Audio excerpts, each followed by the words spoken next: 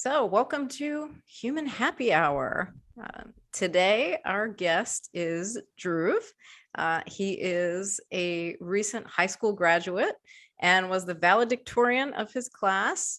He is heading off to college this fall at Georgetown University in DC.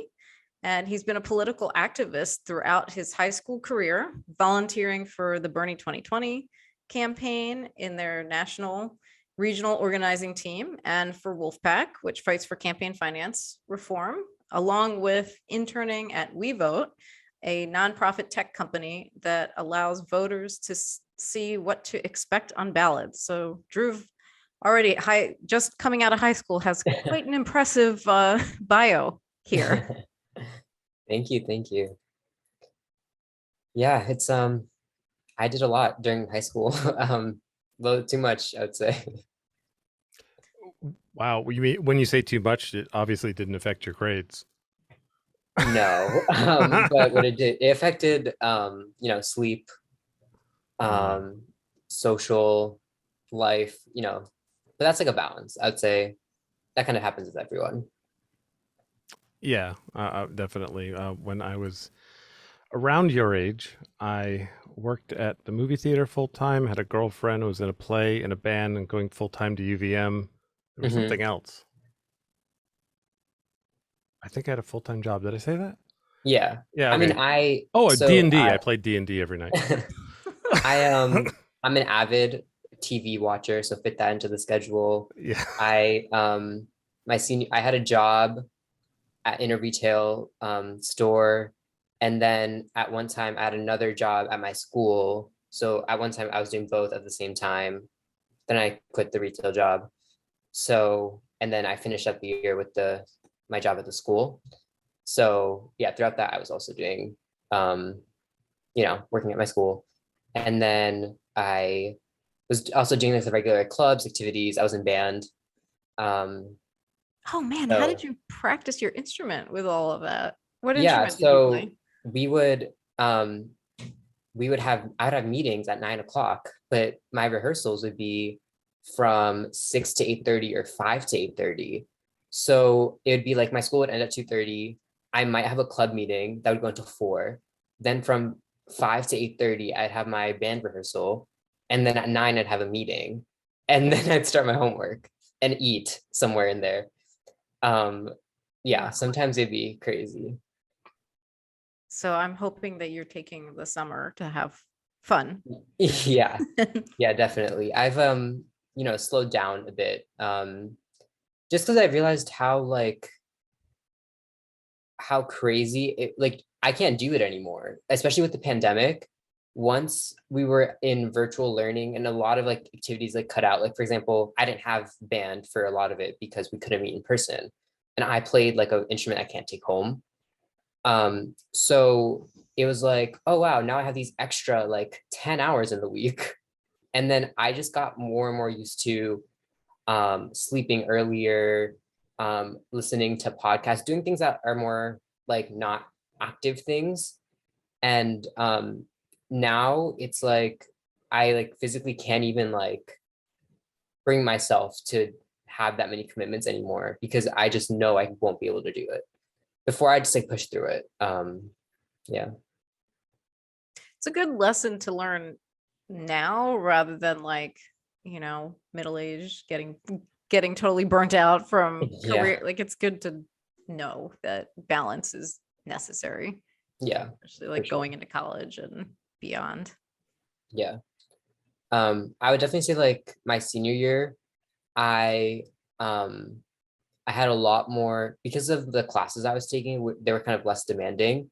So I had a lot more time and I was hanging out with friends a lot more, going out, to eat as much as I could. And I would say like it was really, really fun to have that kind of experience, especially like we weren't sure that we'd have that experience because of COVID. This year, kind of crazy to think, but we were 2 weeks virtual during the when Omicron first hit. So, that's had a big impact on like what I've been able to do. And, just how like my high school experience has been shaped. How did you do during virtual? I did great. I loved it. The way our school set up our schedule, they made Mhm. classes shorter. They instead of so usually we'd have like a 5 minute passing time between classes. They made that 10 minutes, but you're not walking anywhere. So you just have 10 free minutes at your desk. Um, they uh a lot of teachers would be like, oh, like we don't have class today, like have this hour to yourself, or like because even they got, tired as as it's expected. And then like what I guess one thing that kind of sucked was that you couldn't do a lot of the activities like through clubs, which is what your high school experience is about, is like your clubs, your whatever sports you play, the whatever activities you're in, those are what really like shape your experience. And so we would have like virtual meetings, but it wouldn't be as fun. We couldn't have our holiday parties or pizza parties or anything like that, which we did have this year, which was really fun. We'd have like bagel breakfasts, and I thought, I'm lucky, I'm fortunate to be in a district, in a school where our school is supportive of us, while at the same time being careful about COVID. Um, yeah, and I was really fortunate to have that. Do you think that COVID is um do you think that the lax or the raised awareness and carefulness of COVID is justified, or like do you think that it's safer now, or do you think that everybody's just kind of like on whatever? Honestly, I don't even know because it's like I hear that cases are going up, but like I've no one's really talking about it anymore. And when I go out, I mean, I especially when I'm going to stores or anything, I'll wear a mask, but I don't see anyone else wearing a mask. Um, and then I'm like, wait, why am I wearing a mask? Like it makes me like feel like, oh, like I'm the only one. Um, Yeah. a lot sometimes my parents don't, which I can't control that. But and then sometimes my friends don't, and I'm like, oh, like you're not wearing a mask. And it's like a joke. It's like, oh, you're an anti-masker, you're like, but it's like they aren't wearing a mask. And I've heard so many conflicting things about like how effective they are, which ones to wear. It's just like at some point I'm just like, I'm just gonna wear my whatever I have, and I'm just gonna go out into the world because that's what everyone else is doing. I mean, I feel like there isn't really a lot of flexibility in what else, what other options are there. Oh yeah. Yeah. So, all right, let's get into the activism stuff because that's where what we wanted to Yeah. hear from you on, since you have such a long list. So I want to kind of like start from the beginning. So, when did you first get involved in politics and activism, and how old were you, and how did that start? Yeah. So I was introduced to politics. I think I was a seventh grader. It was as like a normal seventh grader in like what 2015, 2016. I was on YouTube. I was watching my favorite YouTubers, whatever. And on my recommended page was the, I think, second presidential debate between Hillary Clinton and Donald Trump. And so on a whim, I just clicked it. And it was like 3 hours. And I watched the entire thing. And at that point, I think I stayed up until like 11, which was a big deal when I was a seventh grader.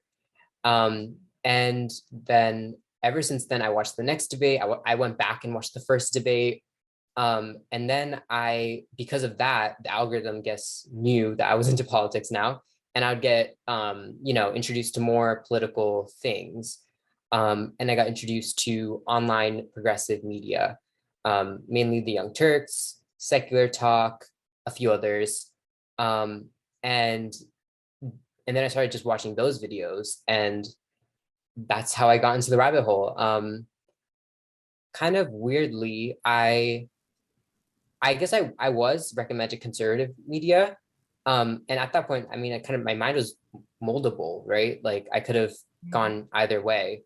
Um, but even just from watching the debate, I can like distinctly remember like, oh, like I agreed more with Hillary Clinton than I did with Donald Trump. I don't know whether that was because the thing is my family is not political at all. I don't think they've ever talked about politics unless I brought it up. So I wasn't really influenced by them. No one in my family, as a seventh grader, who's talking to you about politics, right? None of my friends were, no one else in my family was. So I guess I don't really know. I had this like preconceived like belief system that was more left leaning already. Um, And then, yeah, that's how I got into like just politics in general. It's kind of funny how you call like activism. I don't really see what I do as activism. I just kind of like, I just like am involved in like different organizations. I think that should be more common than it is. I I agree. You're right. yeah, Yeah. like I don't really see it as activism. I just see it as like me like spending 2 hours a week or 3 hours a week work fighting for something that I believe in. And so I got into that through these online news or online like shows that would promote different organizations. I love the way you break that down, because imagine if each of us spent 2 or 3 hours a week, right? Like Yeah. fighting for a cause that we believe in, or engaging with the political system Hmm. to change it in a positive way. We would be probably in a lot better place. Yeah. And I think one of the things is like, especially at my age, no one was doing that. So I kind of had to figure it out for myself as to like doing my own research as to like what organizations are legit, what organizations do I agree with, and I had to like do some inner like searching of like why do I agree with them, or do I really agree with them, or if there's similar organizations, why do I agree with them more.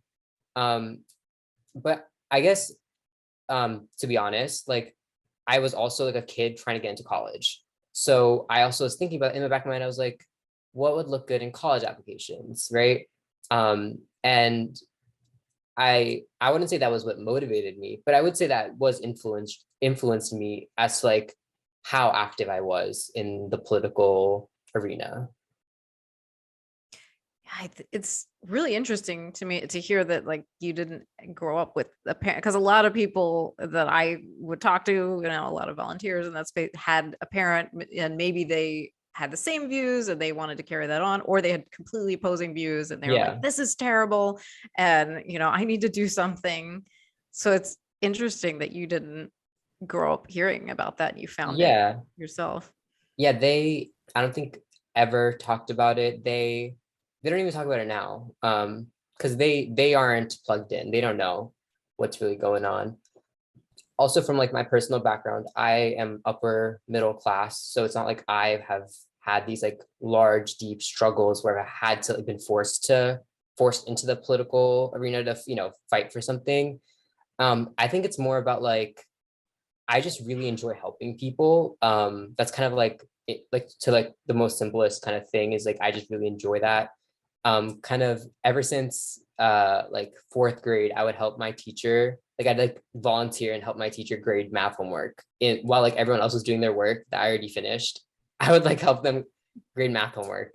And then what kind of funny, my freshman year, I went back to my fourth and fifth grade teachers and went back to help them grade homework and file and stuff. I just like really like that's just like what motivates. I love help. Like it makes me feel good to help people, especially teachers who, need any help they can get with the amount of stuff they have to deal with and handle. Those teachers will Wow. probably remember you for the rest of their lives, because not a lot of kids are going back. Yeah. With teachers like that. That's a great thing that you did. Yeah. Yeah, it's so weird that it's almost like well, what I've noticed about like people your age is they're generally selfish.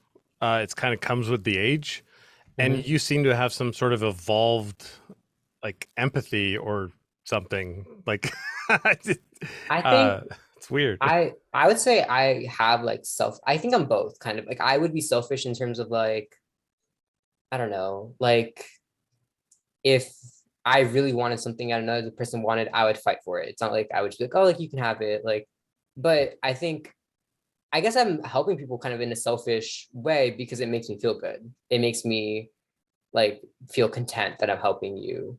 Um, so yeah. Oh, that's great. What about the debates fired you up? Like you said, you agreed more with Hillary Clinton, but was there, I mean, a lot of people might agree with one or the other, but that doesn't really push them into doing anything about it. Yeah. I don't I don't know. I guess I first of all really like debates in general. Um I think they're really intellectually interesting as to like, you kind of hear two different perspectives, you hear reasoning behind them, and then the audience can make up their own mind. Obviously, that's not what happens at presidential debates. That's just like, they're just kind of like trying to get their like sound bites. But I don't know. I think it's like the issues they were talking about were just so like broad and so important to the lives of everyday working Americans that I was like, wow, like I have to pay attention to this. Like this is what the future is. This is what, and I guess it was at that point probably, I don't know, maybe Donald Trump was like kind of an entertainment factor. Like I was like, oh, I want to watch this. I want to see what he says. Yeah. And maybe that's what kind of like pulled me in more at that time. But then the reason I continued was I was like, wow, like if we really want to change anything in our society, at this point, I mean, I don't know anymore, but at this point, at that point, I was like, the most important thing to do is look at electoral politics and see how we can, you know, change who's there to then achieve the goals we want to. Now, I'm not so sure about if electoral politics is the method to get there, but it's still really important. So yeah. So now where do you stand? What do you think is the most important thing?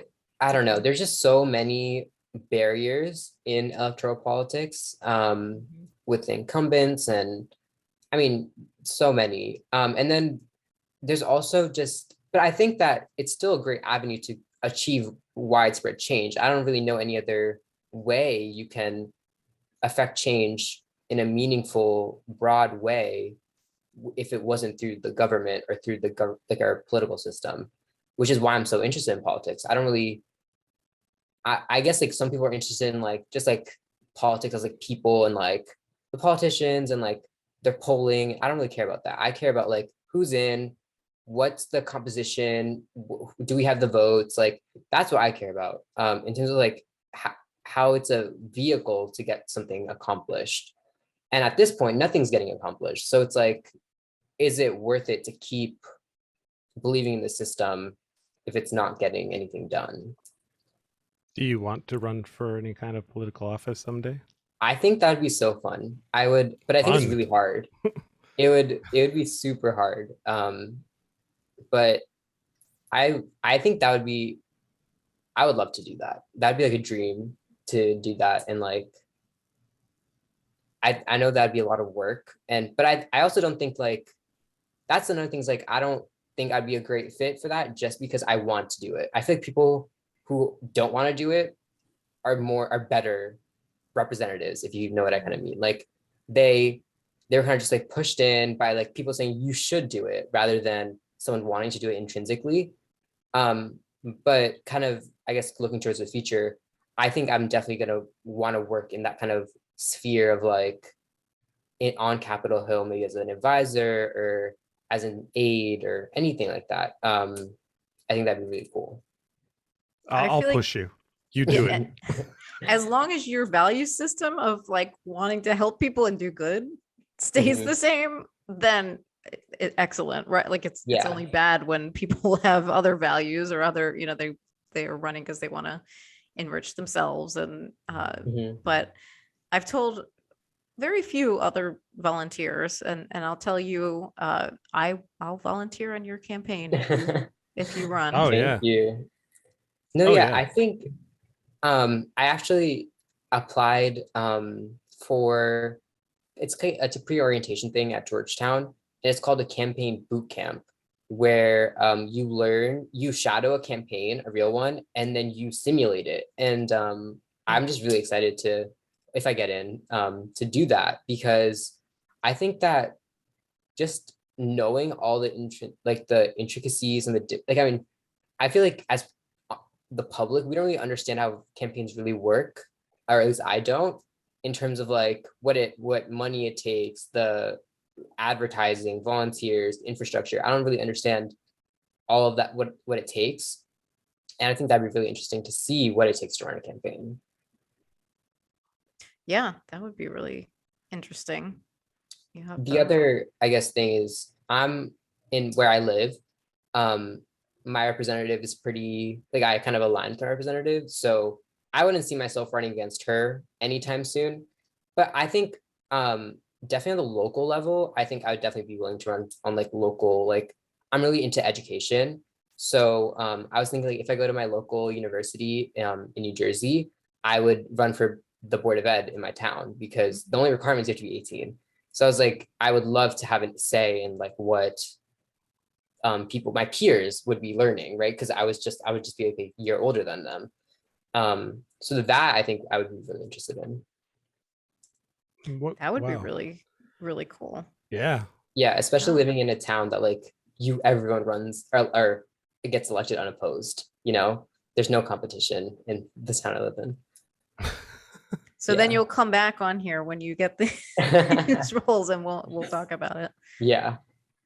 What kind of obstacles do you think would happen that might make you change some of your views when you get in? Because, you know, people get into office and then everybody's like, what? You said you were going to do this.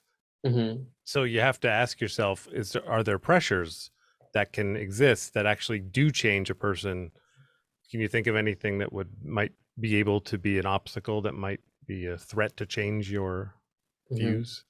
Well, I think there's always a vocal, I guess like minority in terms of like, if you're in the minority, you're gonna be more vocal about it because you want to kind of act like you're in the majority. So I think it's tough for representatives to really gauge what their constituents' thoughts on specific issues are, just because if 90% of your constituents aren't active with you or your office and telling you, oh, I want you to vote for this or I don't want you to vote for this, then you're only listening to the 10% that's, you know, super active and super engaged and is calling you and emailing you and writing you about these issues. And is that really like a representative sample of your entire constituency? I don't know. The other thing is on the local level, politics is much different than on a federal level. Like I know my politics on issues federally, but I'm not so sure I understand yet the intricacies of state level politics, of local politics. The other thing in my town is I'm like one of those people who like reads the agendas of like town council meetings and board of education meetings, and every single vote is unanimous. There's never anyone voting no, and there's never a discussion or a debate about anything either. So I wonder, is it because everything is so like, for example, the Board of Education, everything is recommended by the superintendent. So it's like, is the superintendent just that good? Or are we not, is there like something else going on where it's like everyone just kind of going with it because they either aren't interested in finding out something else about it, or they're just kind of taking the word of the superintendent? I don't know. Yeah, that's a good question. Yeah. Yeah, I found it like because I have attended a couple city council like virtual meetings where I live and read the agendas and there's so few. Like what's shocking is how few people are participating in these processes, and I'm like, this is the problem. And you're hearing from like the loudest people, and they are definitely not the people that were in that room were not representative, I felt like, of the demographic of people that I see walking around in my neighborhood. So that was interesting too. Yeah. I went to high school in the second most diverse high school in the state of New Jersey. So I was really fortunate to have that experience. But kind of talking about representation, I didn't have an African American teacher until my sophomore year in high school in this entire district. And of all the teachers in my high school, there's about 10 that are African American, while the student, and that's like 10 out of 200. And the population is about 30% African American. So it's like, and same thing with Asian teachers. I've never had an Indian teacher. I don't think I've ever had an Asian American teacher. So it's crazy kind of like, and that's our district is saying they're working on that. And, you know, I don't know I don't know what goes on in hiring rooms, but it's that kind of things like who really has like the ear of like the people in power, it's really interesting to see that. And especially when it comes down to like education and educators who are influencing young people and basically like establishing what the future will look like. It's interesting to see that there's not enough representation in that field specifically. Wow. Yeah, and I think, and it's getting harder and harder to be a teacher Yeah. in this country. So, like that's another barrier, because also like teachers have to go to school for years, and school is more and more expensive. They've got to have a master's degree, and and by the time you take on all that debt and then start working and with wages that are less than they should be for teachers, I'd imagine that's a big barrier too. Yeah, I mean, I talk about education so much here already. I would love to be a teacher. I think I've had so many teachers that have been so impactful to me that I would love to do that for other kids. But it's like financially, it's not feasible in terms of like what for my future and like the lifestyle I want to live. And, even, I mean, teachers in New Jersey get paid much better than compared to other states, but it's still not enough, especially for teachers who have families.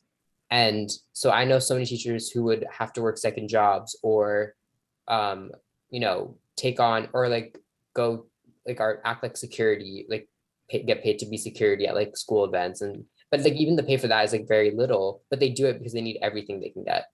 And I just think that's so like depressing. It's like being a teacher is like enough work, and then you're making them do other things to like supplement their income is crazy. Yeah, and being in teachers, it's nowadays pretty scary because not only because of school shootings, but also you can be fired by just if people gang up on you. Like if you do the slightest thing wrong, that's seen badly by someone and somebody records it or someone talks about it. I mean, it's actually interesting because police don't have that. They can do something wrong and they don't get fired, but teachers get fired at the drop of a hat and they're expected to also save all the children. Yeah. It's like, and it's a very difficult job. Yeah, teachers play the role of like teacher, then they like a parent, if someone, and then social worker, psychologist, therapist. I mean, I can't tell you the number of times I talked to teachers about, I've asked them for advice or any, like, I think some of the best relationships I've made in my high school career is just talking to certain teachers and like talking about their life experiences, because I got closer to a lot of my business teachers because a lot of them, they worked in the industry before they became teachers. And I was like, so what'd you do here? One of them worked on the floor of the stock exchange. I was like, that's so cool. One of them worked at Coca-Cola in Uruguay. And I was like, yeah, it's like so interesting. Like to have your experience and then you teaching me is like so cool. And I think that's something, that's another thing that I wish would be more present in education is like, if you're teaching me about business, for example, then I think you should probably have some experience in the industry. Or if you're teaching me about, I don't know, journalism, then you should have some experience in journalism, not just your degree in education and then you teaching me about something you've never done. Yeah, you're right. Teachers should be something that people not only want to be because they want to teach, that should be financially rewarding. It should be like doctor, honestly. Yeah, when I was younger, I used to think about like there would be no doctors if there weren't teachers. Like there'd be nothing. There'd be no other career without teachers. So through like using that logic, they're the most important people in our society.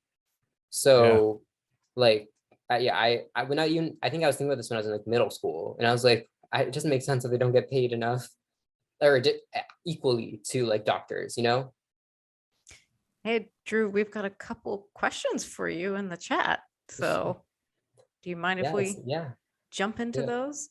So I cannot pronounce this name. Cygnus woman? Cygnus woman says most activists can point to a moment or incident that kicked off their activism. What was it that triggered you to get involved? I guess just like in general, the inaction of government and like the gridlock. So that's why I started volunteering for an organization trying to get money out of politics, is because I realized that all the other issues that I care about, nothing would get done if we didn't solve this one issue. And obviously, I care about so many. I care about education, tax policy, education, or I just said education, sorry. But I care about so many other fields of policy. And I was like, I can't spend all my time doing all these things, but you know what? I can concentrate and focus my energy in solving this structural problem is that is stopping progress. And it's stopping progress on both sides. So even if conservatives are like, oh, they're not doing this, well, it's probably because of the money they're getting from corporations, and then same thing with left-leaning people. So I think the other thing that I was found out was like, it was a good topic, or it was a good area for me to volunteer with, because I could connect with people who didn't necessarily align with my views. And a lot of the conversations I've had in my school and in my life with conservative or right-leaning people, we've always found common ground in the corruption and how big of an influence special interests and dark money have on our politics. And I find that really interesting. And I hope that something can get done about that, within the next decade. Because without that, I don't think anything is going to happen. Like, I don't think climate change is urgent, right? But I don't think that would happen without first tackling these structural issues. Yeah, I think we're in agreement here on all of that. Let's go. So the next one, this is a good one actually. Is it a challenge to have teachers and peers less informed on political issues than you are? And have you gotten pushback in your involvement? So obviously I'm really interested and really active in this field. And so a lot of times when I'm talking to my friends about it, they don't really understand the gravity of some of the things I'm talking about. And I don't necessarily blame them. In school, we've never had a class that's like teaching you how to stay active in politics, or how to be involved, or how to like stay educated at least, or informed.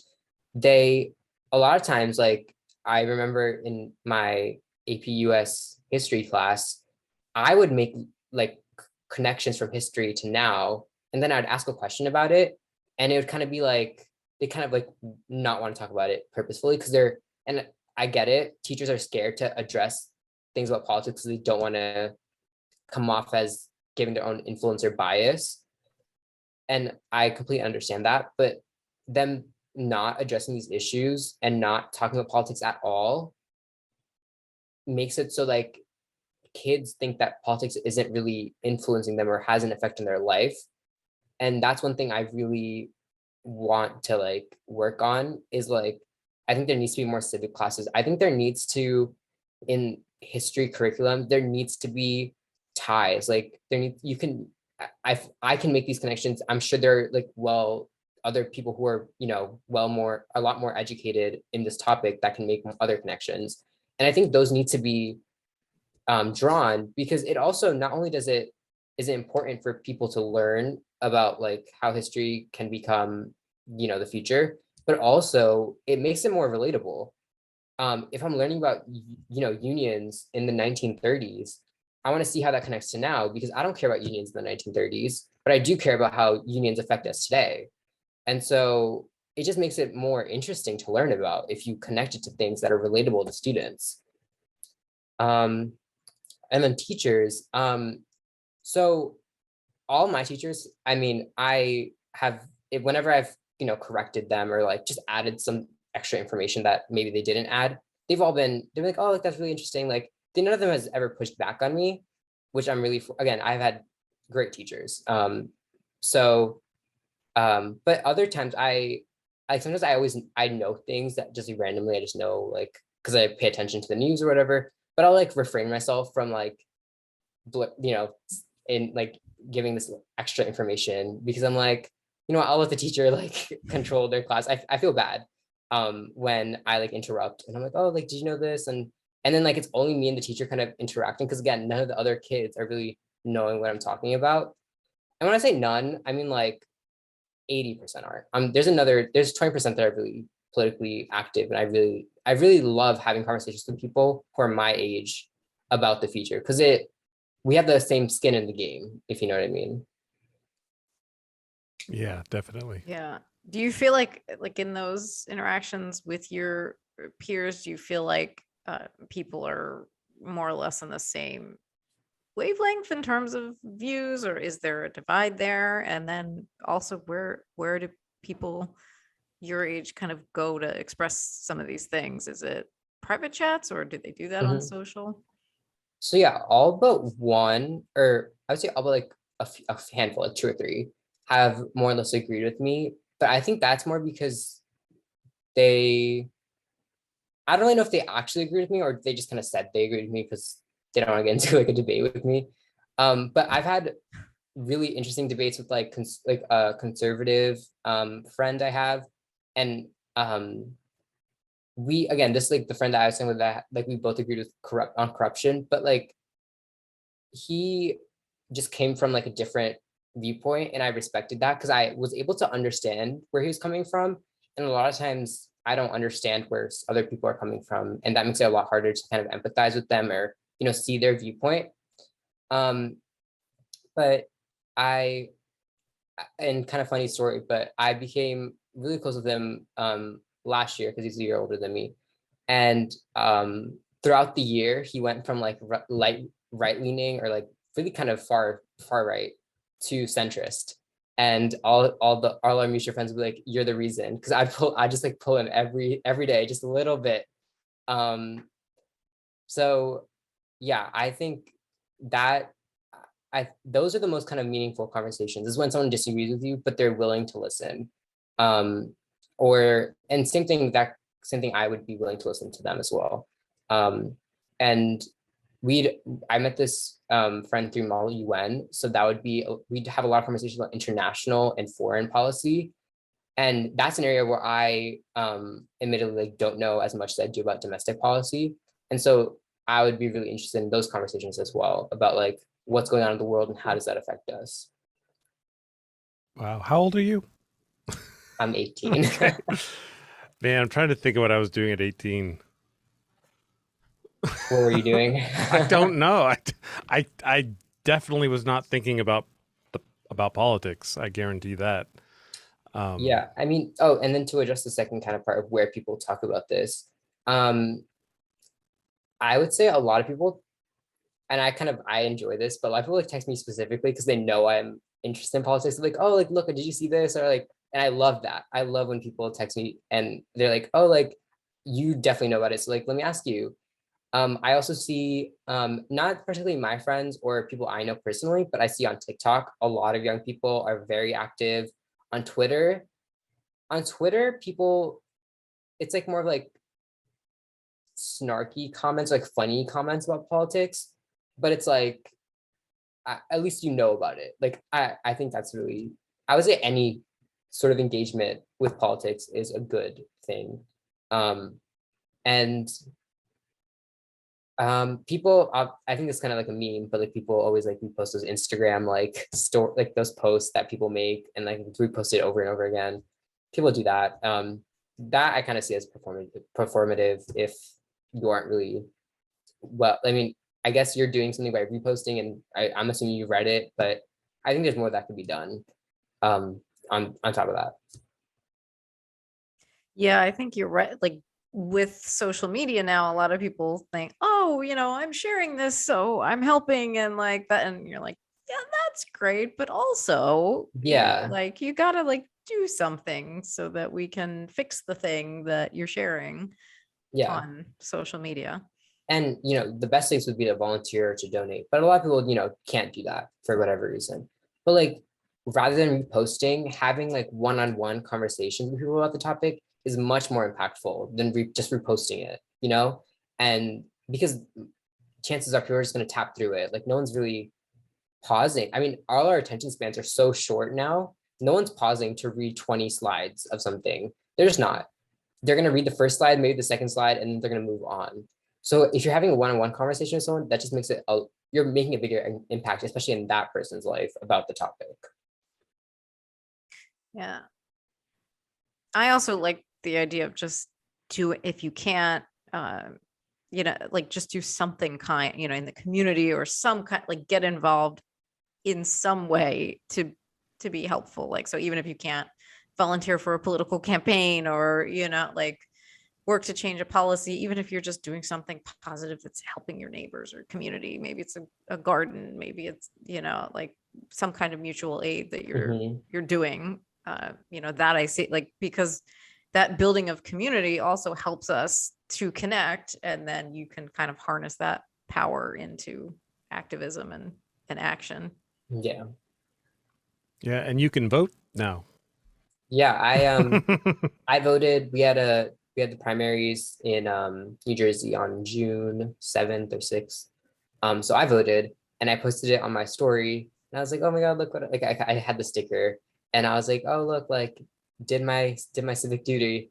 And then actually one of my friends, who actually might be watching this, and I'm sorry to call you out, but like 2 days ago asked me like, oh, when can I vote? And I'm like, that passed like 3 weeks ago. Because they're like, oh, I saw it on your story, and I was like, yeah, that was the election day. I was like, sorry, but I was like, okay, but now like the next elections in November, and then they're also going to college. So I was like, oh, you have to request your absentee ballot, and we had a conversation about that and what that is and how you do that. And so, you know what, I was like, even if you're late with this election, you won't be with the next one. So I was like, I appreciate that. Oh, that's great. You should have something where you put out a letter to anyone that's turning 18 how to vote, and like an email or something. It's very kind of complicated. In New Jersey, when you get your driver's license, it automatically gives you the option to register to vote and then to register with the party. And we have closed primaries, so you do have to register with the party to vote in whatever party primary. But in terms of like the ballot itself, in New Jersey, we do like column voting, which is like the same candidates aligned with the same party will be in the same column, but it gets confusing. And a lot of activists in New Jersey are trying to reform it, because it gives preference to, it's down ballot voting, but like, so if like, for example, I live in Middlesex County, so the party that would be in would be Middlesex County Democratic Organization. And so Cory Booker is a part of that, but he's a statewide official. So then if you know Cory Booker, then you're just going to vote straight down the ballot. And it's really easy to do that if it's a column rather than like a bullet kind of list of like other ballots, what they look like. And it's confusing if you're voting within a Democratic primary, because they're all Democrats, but then they all have like different names. It's weird, but people are working on that. Yeah, I'm sure they'll be making it really easy to understand sometime soon. Yeah, I mean, the other thing is, I was surprised when I went into the voting booth, I saw some names that I didn't even recognize, and they were kind of like challenging the incumbents. So that's why I kind of did a lot of work with VVote, is like, I wish that I had done more research on those candidates, because I didn't even know they were running. And I think that's really important. I think there needs to be more kind of, and especially on the local level, where you can't even it's not as accessible to see who's running until you see the ballot. I think it's important to, do your research in terms of not just vote for the incumbent, but do your research and see who's running against them and what do they stand for. And maybe they're better than the incumbent, maybe they're not. So you can't just always vote against the incumbent, That'd be interesting if they had a way of giving you a test to see if you are familiar with all the main topics before you vote. But I guess that wouldn't be a free society then. No. I mean, but nice, I think though. Like, yeah, even if you don't have time to volunteer or something, like even if you have time to research and share that with friends, probably, right? It's like, yes. Hey, I took a deep dive into like this candidate and some of their policies, and share that with friends. Yeah. maybe. And that kind of relates to the work I did on the Bernie 2020 campaign. So I was on the National Relational Organizing team, and I was a moderator there. And basically the whole premise of that team was you're more likely to be influenced by someone you know, someone you love, your friends, your family, someone you have a relationship with, rather than just like a random person phone banking you. And so the whole point is so on that team, we were phone banking volunteers who already supported Bernie Sanders. And we were saying, okay, here's the resources and here's what you can do to talk to your friends and family, because that's going to make more of an impact than just a random person phone banking them, because you already bring credibility. And I think that's so important, is to that was like, I don't know if it's 100% true, but they said that was the first relational organizing team nationally ever in the US. And I thought that was really innovative. I never thought about that. I was like, oh, like, obviously, if, my best friend was to tell me, like, oh, I really support this person, here's why, I'd be much more influenced by that person than a random stranger saying, oh, okay, like, do you know who Bernie Sanders is? And here's why. And because I just don't know who you are. Like, you could be lying to me and I wouldn't know. So I think talking to your friends and family, even if it's uncomfortable, is really important. Even if you might not agree, just having the conversation, and then finding points of agreement. Like, I think I've never had someone disagree with me about campaign finance reform. Everyone agrees that we need to do something about the system. And I think it's really important to have these conversations. It would be good to learn how to talk to people too. I wrote an article about that. Funny. You did? I didn't know. On the team, we would make, or they, like, the staff would make resources as to, like, if they are, so we'd like you'd rank your friends, and you'd rank them a 5 if they're already supporting Bernie, rank them a 4 if they're like likely, 3 if they're on the fence, 2 if they support another Democratic primary person, 1 if they are like a Republican or something. And what they would do is they'd say, okay, so you kind of would know, or you tell your friends to take a survey or whatever, and then you can kind of figure out where your friends lie on the spectrum. And then you would really focus on the 3s who are on the fence, or the 2s who support another Democratic primary challenger. So it's like, you're not trying to have someone from going super conservative to supporting Bernie Sanders, but you're trying to make the little changes, or the little, like going from Elizabeth Warren to Bernie Sanders is much easier of a jump than, going from, I don't know, Donald Trump to Bernie Sanders. Which actually, I don't know, maybe, I don't know.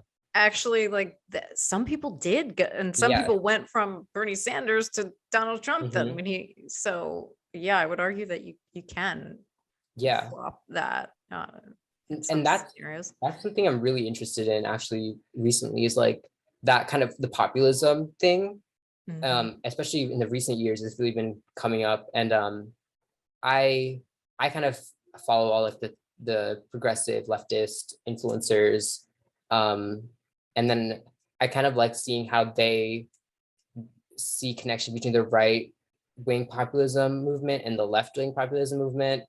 And I think that might be the way forward in politics, is, agreeing to disagree on the social cultural stuff, and then agreeing on the economic policy of, like, we need to do something.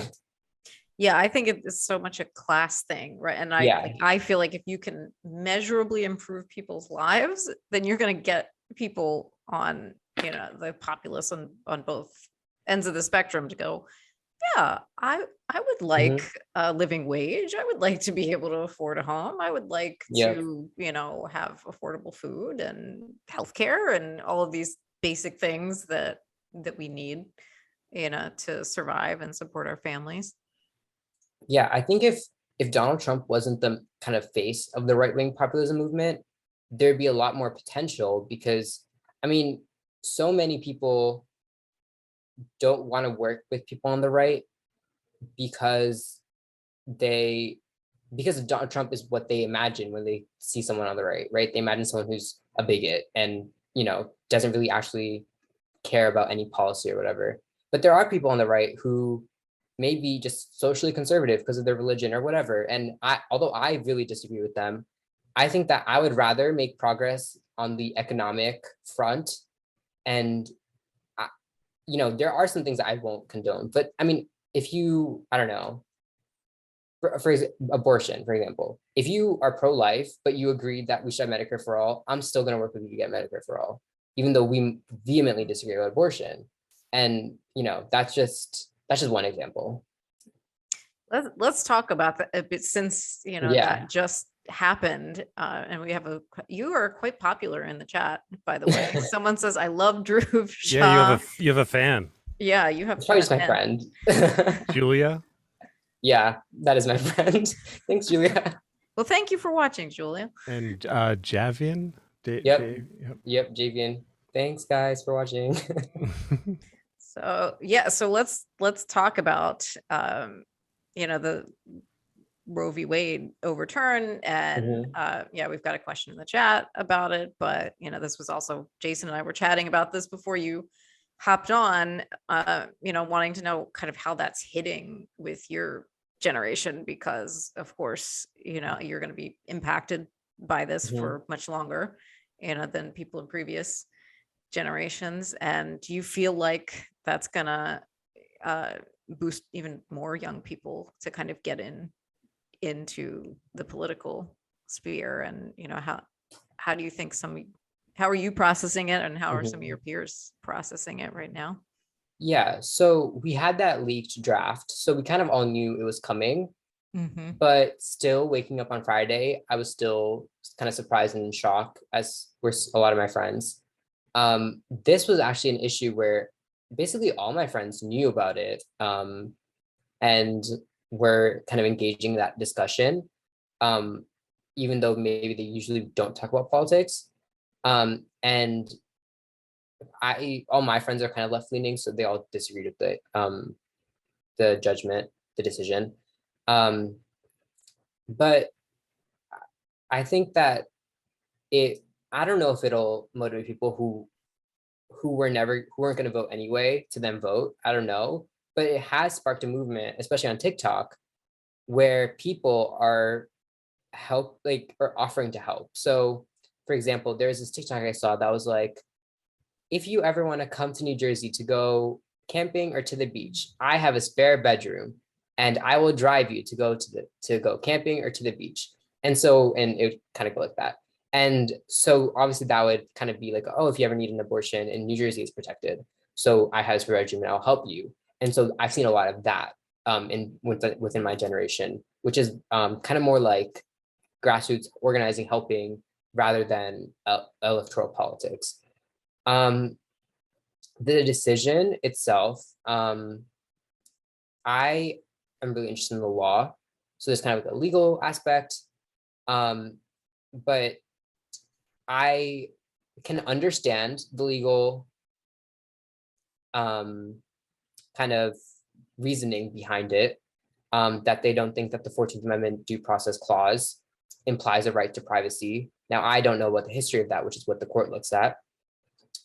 But what Clarence Thomas wrote in his concurring opinion about how that will now, he said that we should look at gay marriage, sodomy, and one more thing I'm forgetting. I don't know if either of you know it.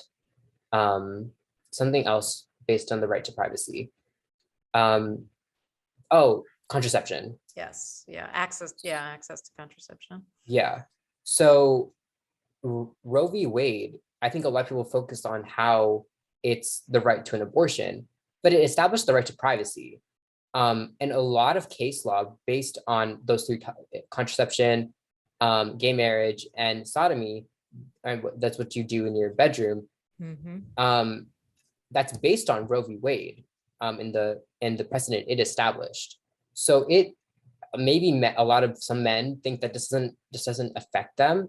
It does, because your other rights that were based on Roe and the right to privacy are now jeopardized.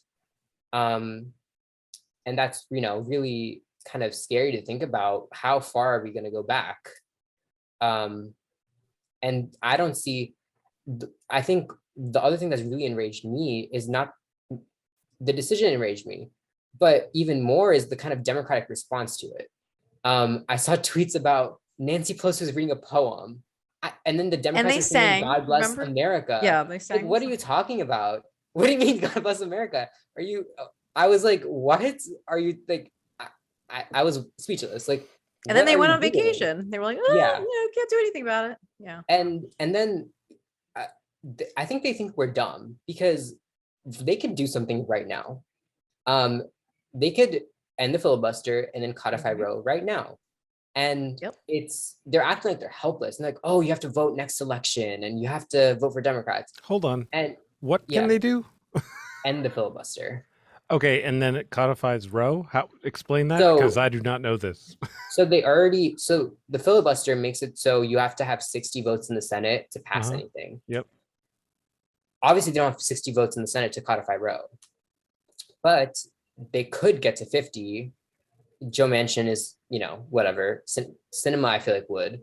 And then Susan Collins would probably go over. Lisa Murkowski is an option to go over. So you would get to 50 some way. And so if you end the filibuster, you would only need 50 votes to pass whatever legislation you want. Because it's majority rule, and then the vice president will come in as the tiebreaker to get to 51.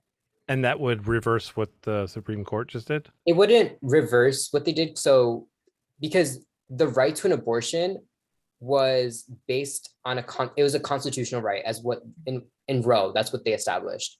But if you just make it federal legislation, it would just be like something that the federal government says you have a right to. It wouldn't be constitutional. Good answer. I was just testing you. I knew all of that. Yeah, because like the Supreme Court is bound by their interpretation of the Constitution. That's something where I also watched the Supreme Court hearings, as a nerd. And so I remember which justice it was, but they're talking about the checkpoints they go through and when evaluating case. And I always thought that one of them would be public opinion or the impact on the public based on a decision. And so a lot of times, the reason that they haven't been considering overturning Roe before is because to take away a right is very that impacts a lot of people and upends, livelihoods and your access to something you thought you had, forever. And so now the court is kind of saying we don't care about public opinion, and to have any branch of government say we don't care about public opinion at all. I mean, I get that they're supposed to evaluate the Constitution, but I think public opinion does matter, especially when that's who it's affecting. And I guess that kind of is antithetical to the Supreme Court itself. It's supposed to be insulated from the public. That's why it's lifetime appointments. I don't really know how you would fix that, other than just doing term limits, but even term limits is like you're just waiting. They're just gonna resign under whatever president they align with more, and that person will just appoint someone who's basically the same person in what they're gonna vote with. So and our system, so we are also in a common law system, which means a lot of the law that we live under is established through the courts in addition to what's established through the legislature. So that's in other countries that have more of a parliamentary system. They also have a common law system, but they aren't kind of binded by what the Constitution says in necessarily. They have the ability to look at more of what they think the law should be, rather than more of what the Constitution or the founders, that's crazy to me as well. It's like you have to look at what the founders think it should be. Like these 10 people in a room 250 years ago. I mean, who cares? It what they didn't think? believe that anybody except for like wealthy white men had any Yeah. kind of rights to anything. Yeah, and then people, I mean, there's someone I follow on Twitter. His name is Elie Mistal. He's a justice correspondent for The Nation, and he has a book that basically argues that you should get rid of the Constitution and rewrite it. And he was saying how like there's women aren't, they're not anywhere in the word woman isn't in the Constitution. The Constitution had was like supporting the institution of slavery. Mhm. So like, why are we living under this document that didn't recognize more than half of the American population? I just don't know. But that's another thing is like although I'd love to, work and redo the Constitution, I don't think that's ever gonna happen in my lifetime. And so I just like have resorted to, learning about it and learning how it works and then kind of playing within that system. But for sure, if in any other worlds, we would just scrap it and start something new. Yeah, I don't think that's going to happen No. anytime soon at all. But it'd be great. But who'd be writing it? That'd be a little scary. I mean, yeah. I mean, who wrote it back then? It's already scary. Yeah. But wow, now with the money influences, I mean, as much as it is Yeah. now, geez. Oh, yeah. You're right. I guess you would have to get the money at, like, fix that and then have a Mhm. representative, I guess, delegation, of people, all different demographics, and Yeah. that people trusted, and then they would have to come together and do the Yeah. writing, which Maybe we should just be a true democracy where everybody gets a vote and those votes actually count, and you use that as everything. Oh my God, it makes me insane when people talk about America as a democracy. We're not a democracy. We're a republic. And that's just like factually, we're not a democracy. Yeah, I wish, and if people, I would do so much research on like what the difference was between a democracy and a republic, and it'd be so hard for me to like figure it out. But at some point I figured out like, oh, okay, like democracy means like every person has like their own, they vote specific, like directly on whatever is being the topic, and then in republic, you vote for someone who will then vote for you in terms of whatever the topic is, which I don't know. I can see the merits of the system because it's, I guess, it's supposed to be more efficient, right? The whole point is instead of 300 million people voting for something, those people are voting for someone who will then vote for them, which is then more efficient. But is it really more efficient? You mean the college? Are you talking about the electoral college, as opposed to? So I was talking more about like just like legislation in general. So like in Greece, where they had a democracy, they would need like all the citizens would vote themselves into like whatever thing they were talking about, discussing. But that would take so like, logistically, like that's a lot for that Right. many people to do. Well, maybe so- not with computers. I mean, I'm sorry, but Yeah. nowadays it seems like I mean, everybody's got a phone or at least access to a phone, a smartphone. But that would be like rewriting the Constitution, to be honest. Yeah.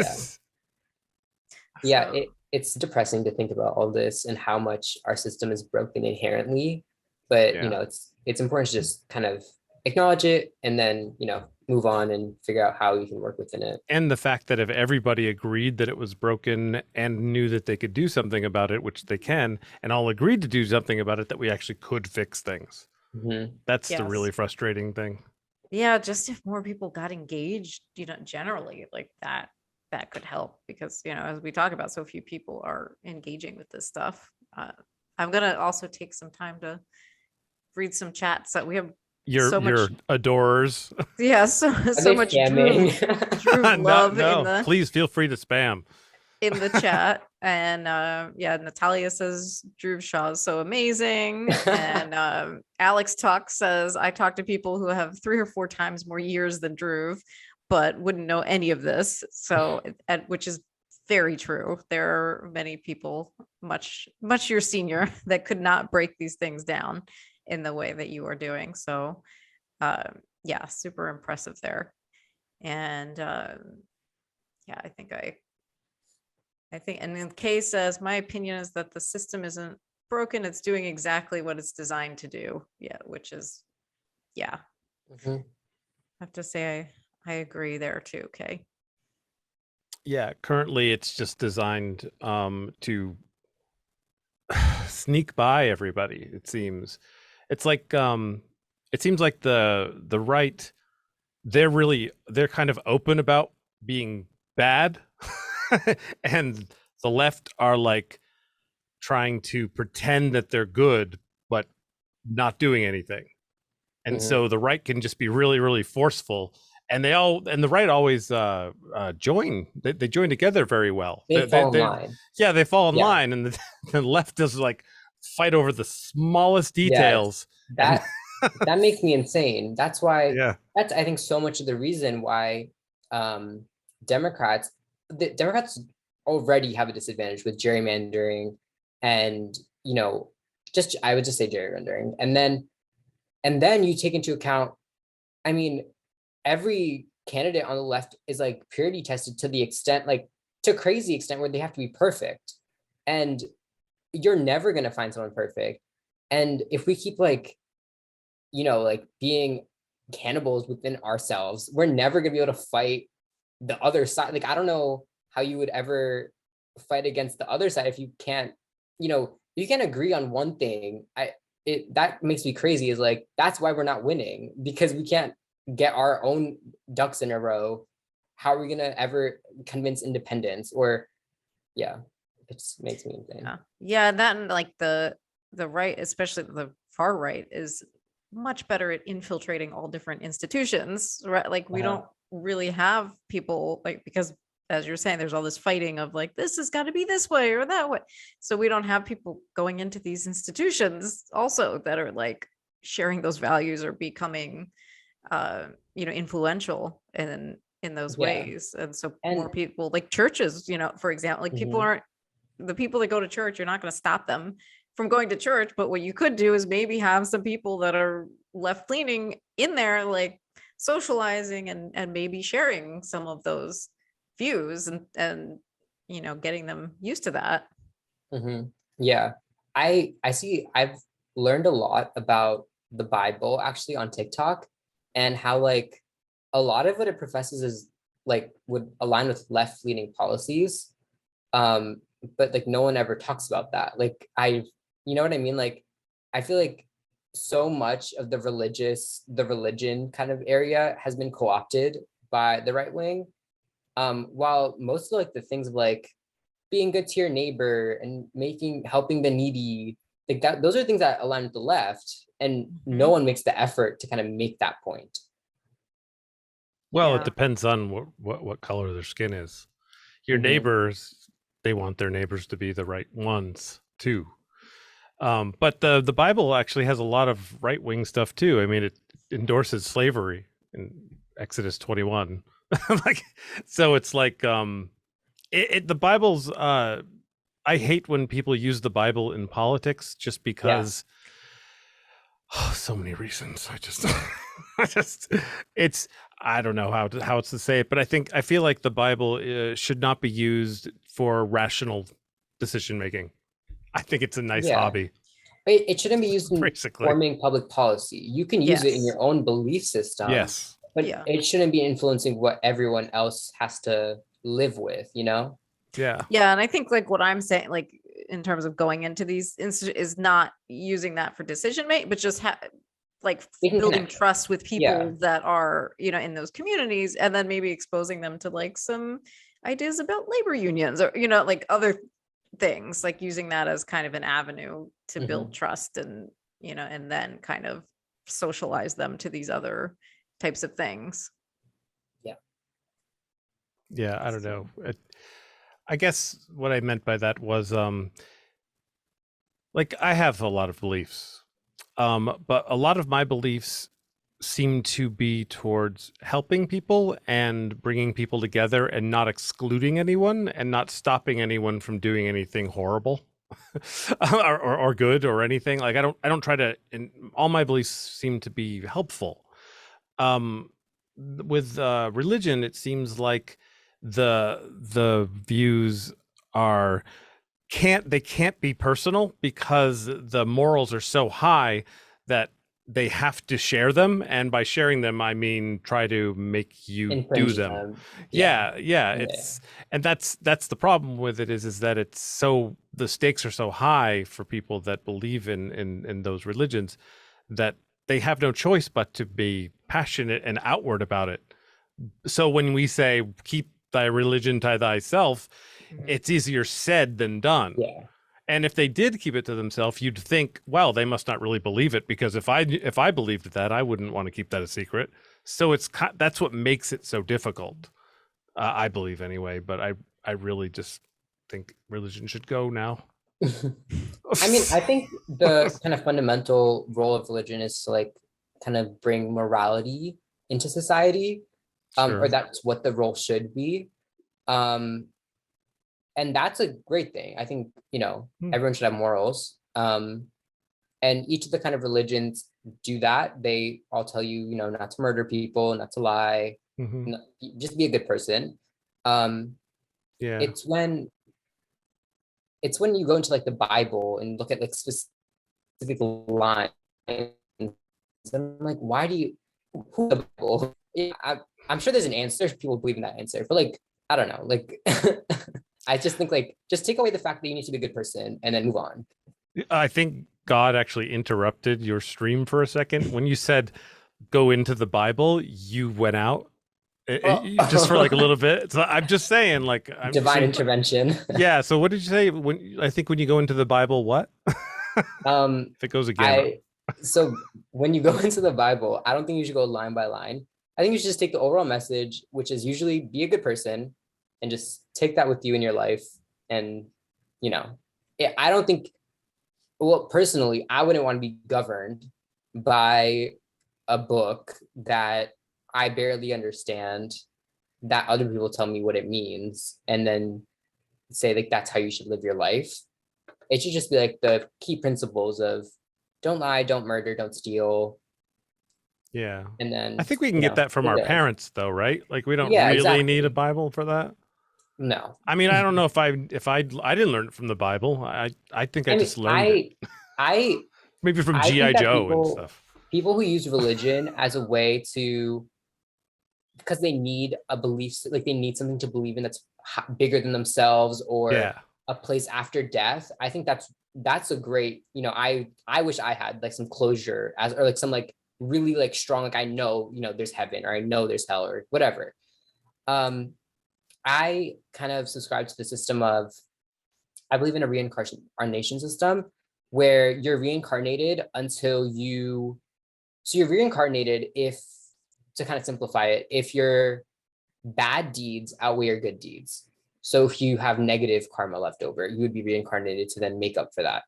And then when you would reach heaven, or what in my kind of spiritual religious belief system is called moksha, would be when you clear all your kind of debts, or like your whatever you owe to people, or your files, what they call them is like, I don't know, like your dependents, people, your good outweighs your bad. That's when you go to heaven. And that's like what everyone's kind of going for, is like they want to get to that point of like eternal bliss. And I'm not a super religious person or a spiritual person. I don't really think about it a lot, but I do kind of believe in that. And personally, I believe in that. And I completely understand other people who believe in different things. And that's a great, I think that's a great use of religion in real life. Yeah, I think like there are definitely things like fostering a sense of community and, things like that for sure. I think it just gets dangerous when you're using it to control people, or when it's inserting itself into government. Also, like the Bible itself had so many different writers, which is why it doesn't make sense half of the time, because there were lots of different writers, and there's and I the read translations between the old and and new. all the translations. I was in college. I read the Old Testament in a course, and some apocalyptic literature. And so I'm like, as a piece of literature, it's fascinating, like I'm just like Jason, where I'm like, yeah, we shouldn't use that in government, or like, line by line. Like, I mean, like any books, like with authors, like you can certainly take lessons or values or things Yeah. from them. And like what you're saying, Drew, like you can take that from the Mhm. Bible too. You can say, oh, like this is an interesting story and there was a moral to it. And, maybe I can learn and take something from it. So that aspect is good and interesting. It just, not in our legal system. Yeah, exactly. Actually, I'm trying to make my schedule for my classes next, or I guess in the fall. And Georgetown has a theology requirement because it's a Catholic university. And so there's two kind of options you can take. You can take biblical studies, or you can take the problem of God. And I'm taking that class, obviously. Oh, And please the tell me class, how that goes. yeah, I'm gonna report back because I think I'm really excited for that class. Of like just going into questioning it, and in an environment where there's students from different backgrounds and the professors from a different background as well. And just seeing like what comes out of it. It's the class just sounds so interesting. The problem, like the name, the problem of God, like that, just so many things can go with that. Yeah, that is, I'll tell you a funny story about like being in college in a class with people of different denominations. And like, so I was raised Jewish, and we were talking about the crucifixion in the class. And I must have been one of the very few Jews in the class. And they were talking about Jesus getting stabbed on the cross. And the professor's just talking about it casually. And I'm like, wait a minute, like, because I didn't learn that growing up. So I'm raising my hand and I'm like, when did that happen? They stabbed him too, and they're like, and the professor's looking at me like, what do you mean you don't know this? And then I had to say, well, I was raised Jewish. They're not going to teach us about the crucifixion in Hebrew school. And so they had to like back up and explain it to me. But it was, my God. Yeah. I think so much of our society is based off of Christianity that it's so hard to learn, even to learn about other religions. In school is a great kind of concept of like everyone, it's always decorated for Christmas, but is it ever decorated for Hanukkah or for Kwanzaa or for Diwali or Holi or Eid? There's like, I just fundamentally in the Pledge of Allegiance, when it says, in God, I forget it, but in something about God. And it's like, well, I like, or people who are Hindus believe in that there's hundreds of gods. So when you say in God, you're discounting our faith of that there's multiple. So just those like little things influence me to like, where I'm like, maybe I'll just go with like what Christianity says. Like in elementary school, I would be more excited about Christmas than I would be about like holidays that my family or my religion or my background would want me to be more excited about. Like I'd be more excited about, or I would know more about Christmas and the background behind Christmas than I would know about Diwali, and I think it's weird when we're living in a society that's supposed to be a melting pot, that's supposed to be, you're supposed to be free to practice or learn any religion, but there's one religion that really sticks out and is I can't say it, but it's like present in society so overwhelmingly. Omnipresent? I was thinking omniscient. Yeah, omniscient. Yeah. Oh, okay. Yeah. I just can't say words. I'm gonna like we took a wild turn, which was really interesting. But I want to make sure that we also get to like your journey, in terms of like. Oh my God, yeah, we started with how the debates happened and we got to religion. What is the name of your belief again? So I just want to know what it is. My family is Jain. It's called Jainism, and it's a subsect within Hinduism. My family and I aren't devout people, like we aren't going to temple every so often. But then there's this kind of a separate thing. It's and that's more we follow, it's a spiritual thing more than a religion. And that's where kind of my beliefs of reincarnation and stuff come from, although they are tied to Hinduism and Jainism. Thank you. I was just Yeah, thank you for sharing all of Yeah. that, Dhruv. Yeah, it was also a really, really interesting turn that we took. Yeah, but so I wanted to do the chronology, right? Like, so we're talking about 7th grade, right? Like, Mhm. so then what was the first action that you took, and then talk about like getting involved in these different groups and what Yeah. did you do? So 7th grade is when I started, and then 8th grade, I was an 8th grader, so just chilling. I was still watching, consuming all this media. Then the summer or the August before my freshman year, so in New Jersey we start school in September. So in August, I signed up to volunteer for an organization trying to get money out of politics, and so I started with that. At first, I wasn't very much involved, but then I got more and more involved as things happened. We were working in legislation in New Jersey it was a transparency bill.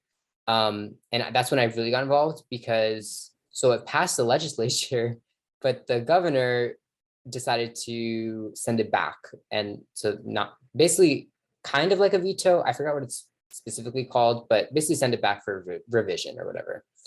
And I remember during the school day, I would write out the script I would make so at that point the organization didn't have scripts for phone banking or to call our legislature or the governor's office or anything. So I would make my own. I would type it up in my notes app, and then I would have my friends call the governor's office, and I'd be like, here's the script. And I show them on my phone, and they'd call with their phone, and we do it in class. I had one of my teachers to do it. And I would do it every day kind of thing, just to build kind of pressure, even though it was a group of 10 of us doing it just every day or every week. And although my friends thought they were why are we doing this? They didn't really understand it. I was like, just do it. And they did it. So I was like, even though they didn't completely understand it, I was like, thanks for doing it. Thanks for trust me, just trust me. And they did it. I love that. So did any of the teachers get upset when you were doing that during school? When we would do it, it'd be it'd mostly be doing a study hall kind of thing. So we were kind of free to do whatever. One time though, I did it during an English class, and I was like, oh, can I just make a phone call outside? And I didn't really tell him why. And he was like, yeah, go for it.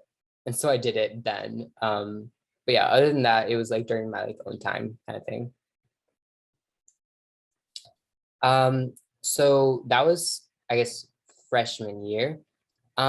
So I continued to volunteer for this organization until February of this year. So in the middle of that, in June of my my freshman year, so right around when my school was going to end for the year, I started volunteering on the Burning campaign. I signed up to volunteer on the first day he announced. And it was that one of the numbers that they'd always talk about was oh, we had 1 million people to sign up to volunteer on the first day, which is really cool. And then I kind of got into the Friend to Friend team, or the National Relational Organizing team. And what we do is we'd have shifts there. And so I started off as a person who just phone banked. I actually had a conversation. I phone banked, and I got to someone's. It was a dialer, so it would be connected to your laptop, and it automatically dial numbers for you, so you wouldn't have to end the phone call and then put another phone number in, and So one of the person I got to talk with was Claire Sandberg, who was the National Organizing Director. So she was kind of like my boss, the boss of my boss of my boss. She was up there. And because her phone was in the system, because she would sign up for, whatever the thing was. And so I had a conversation with her, which is really fun, about she's like, oh, how's it as a volunteer? What's your experience? Do you need more support? Stuff like that, which is really cool. So I started off as a volunteer, just doing phone calls, and then I volunteered to be a moderator, which would mean I would be the shift kind of supervisor kind of thing, where if anyone needed help or they had technical issues, or I would just be the hype person. So if someone got a commitment from a volunteer saying, oh, I'll call 3 of my friends or something. I'd be like, oh yay, like, and I put like all these emojis in Slack, and so and then Bernie dropped out. So yeah, I on Super Tuesday, which is like when we kind of knew that he wasn't gonna win, I was actually in Atlantic City for a business competition, and I was in my room with CNN on while all of the kids were like, wherever, hanging out, playing games or whatever. And I was in the room like just watching CNN. I was like, oh my God, oh my God, oh my God. Like that day was crazy. And that was also that was my sophomore year. And that was also when the first cases of coronavirus were getting in Washington State. So there was like kind of like the Super Tuesday and then first COVID cases. And then COVID happened. And throughout COVID,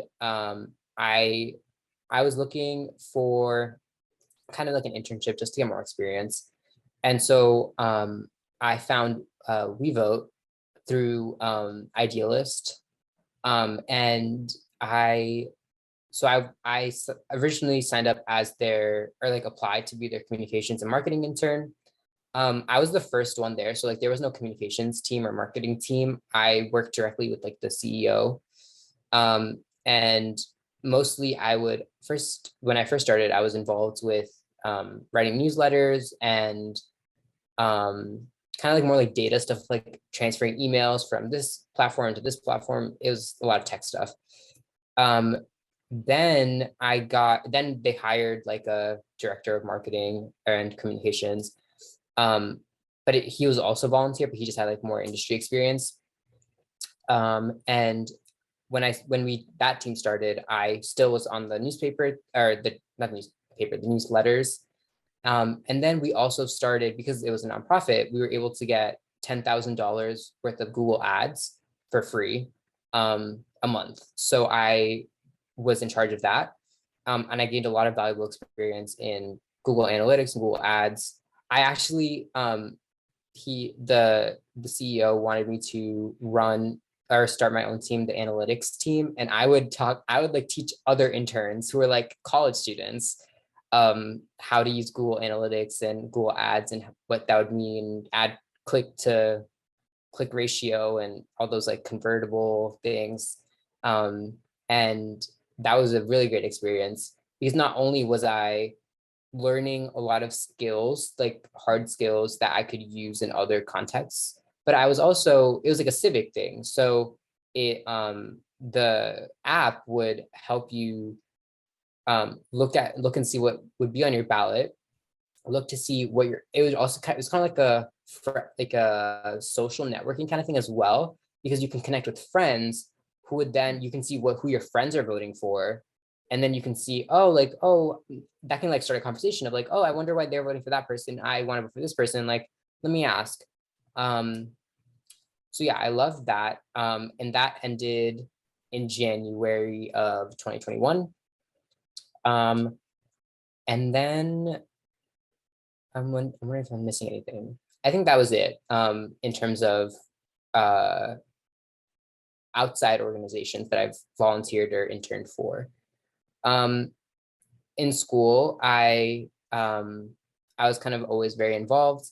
My friends would joke that they would call me Mr. President ×4, because I was president of 2 clubs, co-president of another 2 clubs, and then club director of another club. So I just love leading and micromanaging, and that's just kind of the person I am. So I was just in a lot of leadership things in school. Wow. Yeah. Wow. On top of, I'm trying to think about how many of these things overlapped, and that it's so impressive that you were able to do that and then do as well in school as you did. Yeah, it was hard. I think I don't really know how to explain it to people, because one of our friends was like, you always seem to have so much free time, but you always get your like work done. Like you always have so much work to do, but you always have so much free time. And I'm like, yeah, I don't really know how that happens, because I intrinsically cannot bring myself to turn something in late. Like I just can't. Like I would rather like I'll figure it out. Like I'll just do it. And I people ask me for like how I like was able to juggle everything. And honestly, like it was just like time management. I always had a calendar, my Apple Cal, like I use iCal, everyone else uses GCal, but I just like how it like integrates with everything. And that's how I would keep track of everything. I would like time block everything. And so people will make fun of me when they look at my calendar because I'd like like freshman and sophomore year, I would time block snack. Like I would time block that out. And they'd laugh at me. They're like, you have to remind yourself that you have to take, I have to eat. I'm like, no, it's just like I need to know what my time is going through so I can like get everything done. And Wow. yeah, that's just, yeah, that's how I'm like a very like OCD-ish kind of person. So even though my room is messy, I just like need, I'm like, I get very obsessed, or I compulse over things. Like I get very, I hyperfixate over things. And so I like make everything perfect, make everything color coded, or, you know, that just, I just enjoy that. Today, right before this, actually, I was helping JVN making his like class schedule. And I was like color coding things, and he was like, he was like, oh, thank you for doing so. Like, I enjoy this. Like, don't worry. Like, I really like doing this. Wow. When's your next snack? I don't know. I mean, Just I ate, curious. I think I'm gonna eat after this, I'm gonna eat ice cream. That's what I do every night. Wow. Gosh, I feel like soon we're gonna see like Drew's TED talk on like how to organize your life. I think that'd be like that'd be like my dream job of like just like organizing people's lives, or being like a executive assistant, or like I would love to do that, like being like a full-time like person for like, okay, you have a meeting this time, you have to fit it in this, like I would love to do that. Like, oh, you have a family thing here, you have to run here, like I don't know. I wanted to be a receptionist. I was looking for receptionist jobs for the summer and I couldn't find any, but I just love filing, and I don't know. I really like that because it's like so orderly, and it's just like you know exactly what to do, and yeah. I get that it can be like for people that enjoy it, like it can almost be therapeutic and calming because there Yeah. is like I get a sense of order in that, like Hmm. in a world that is clearly in chaos right now. So yeah, I get that. Yeah. And Yeah. that was one of our questions we had. What is your dream job? So is I that mean, I guess that's is not that like my actual dream maybe not job. final answer? Um, let me give, so the other options, as I was talking about earlier, you know, being a policy advisor, or something like on Capitol Hill. I definitely want to work on Capitol Hill for a few years. Then I am considering law school. I don't know yet. I don't really see myself practicing law, but I think like just knowing about the law and using that to then formulate policy, or to, you know, be an advisor would be cool. I don't know if it's worth it just because of how expensive law school is, which is why I don't know. I also like don't like reading, so I don't know how that works with law school. Um, How yeah, does how does not liking reading fit into your life? I Just hate reading actually. Not so I have this thing where I actually figured this out this year when I was taking my psychology class, but other people can in their brain visualize things. I can't. So when someone says picture a red apple, I can't. It's just like in my brain, it's just black. But I can picture myself picturing a red apple, if you know what I mean. It's kind of weird. I get it So actually. um, so when my AP Lit teacher this year was like, yeah, when I read, it's like a movie playing in my brain. And I'm like, that just doesn't happen for me. And so it's not as enjoyable Yeah. for me because I'm just reading words. So do you tend to read nonfiction more than fiction? I I would say it's more interesting to read nonfiction, or Yeah. because nonfiction is like it's kind of like enriching my knowledge instead of like fiction, which just like it's just like a story. Yeah. But I even though as much as I want to read and I would love to be a reader, I just have always found like, oh, like I could read or I could watch this TV show, and I would always pick the TV show. So I think I want to work on that, definitely. Is like being a more avid reader. My lit teachers always say like, when they convince you to stop reading, that's when you like give up all your power because you're giving up the power of being informed and then fighting back. She was such a cool person. She would always make like these little things in like whatever we were reading into like existential questions about life and society and the worlds we live in. And we spent a lot of time in that class talking about the idea of work, and is work like what you do to get money, or is that what your life's purpose is supposed to be? And the Great Resignation we would talk about in that class. It was amazing. You've had some great classes. I feel like Yeah. your high school teachers were a lot better. I mean, I had some good ones, but I mean, I had to like teach myself history, like as an adult. Like I'm like, Mhm. I don't remember learning really anything. Like one time we watched Pearl Harbor. It's like, this is like the movie.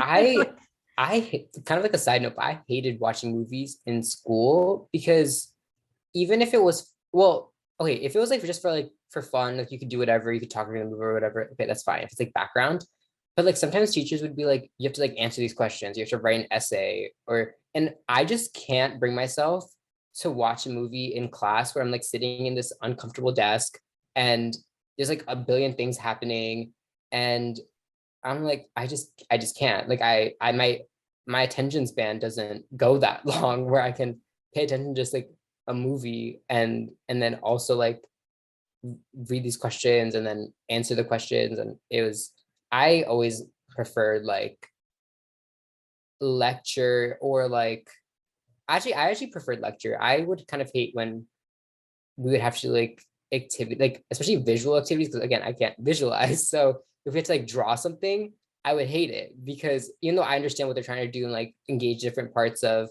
your brain and stuff like that, it wouldn't help me. Um, but yeah. So Yeah. when someone says, picture yourself holding a red apple, if you don't envision yourself envisioning yourself holding a red apple, do you just picture the two words, like you're like you and like an apple, the word No, apple? it would just be nothing. Really? Like, but you Yeah. understand what they're saying though. Yeah, So yeah. hmm, It just, I interesting. like can't see it, if you know what I mean. Like some people have like very vivid imaginations of like they Yeah, can I do. see all these colors, and they can Mm. they can like especially artists, like I can never do art, and I always look in awe of like my friends who can paint and draw, and I'm like, how do you do that? Because they can kind of visualize the end product and I can't. Hmm. um Wow, that's yeah. interesting. That is really interesting. Yeah, I also have a very vivid, but I guess to be a writer and that kind Yeah. of you have to. But that's interesting. I'm Okay, just trying so to wrap my head around that right now, not being able Jason, to visualize things. we've reached the time where I need a quick intermission. So I'm Oh, gonna okay. I'm gonna take my quick break. All right, that's I cool. mean, so the other thing, um, so I have like an ongoing monologue, but some people don't. So there's kind of like You have an ongoing like an internal monologue, you mean? yeah, What do you like mean? I'm always thinking or talking to myself, like not out loud, obviously, but like in my brain, I'm like, oh, I can do this, I can do that. I wonder if that's going on. Like, oh, like unless something's playing, which that's why I think subconsciously, I think that's why I like watching TV so much, so I can like turn that off. Like But if what? nothing's going on, I am always going. Oh, yeah, yeah. That's I have that too. I have medication for it though. What shows do you watch? um, I watch all like, so again, kind of going back to my OCD. And before I had like all the streaming services, I would watch on, let's say, not streaming services. I'd watch them on other websites, and I would have a spreadsheet where I listed all the shows, and then I on this, so that'd be one column. On another column, I'd list where I left off. On the other column, I'd list what website I was watching on, like, and then I'd highlight and say, oh, if this show is canceled or if it was being renewed, like I'd highlight that, and that's where she went down to like 100, more than 100. Wow. Now I have like some of the streaming services, so I don't need to do that anymore. But I really am enjoying Succession. It's on HBO Max. It's really good. Suits as a kind of a classic. Um, love Schitt's Creek. I like that one. Yeah, I watch I watch TV like it's a job. Like some people kind of just like turn it on, turn it off, like come back to it, maybe never. And I will stay up and watch, and I will right now I'm watching Westworld because they came out with a new season. So I just started. So I actually started season 1 like 2 days ago. Now I'm on season 2. Um I get through things really quickly. Have you started The Boys yet? Yes, I'm caught up. Yeah, I love that show. It's the greatest show I've ever seen. It's so good. Yeah. Yeah, it's so good. I totally agree. Wow, that's interesting. I guess I watch TV like it's a job too. I never really thought about it before. But kind of interestingly, I don't watch movies. Like I kind of don't like watching movies. Yeah. Because I always want a more developed storyline, and I'm always asking after a movie. Every time after a movie, I'm always asking questions, and I don't like that. I like closure, and so that's why I love TV shows. I like that too, and I get mad if they don't give you closure, like when they end the series. I'm like, no, you ended it. Now I need closure. Exactly. Yeah. What happened with Game of Thrones? Like, they're making a prequel actually, and I think it's coming out soon. Yes, so I'm excited for that. But I was like, you can't end off like this. Like, I don't know.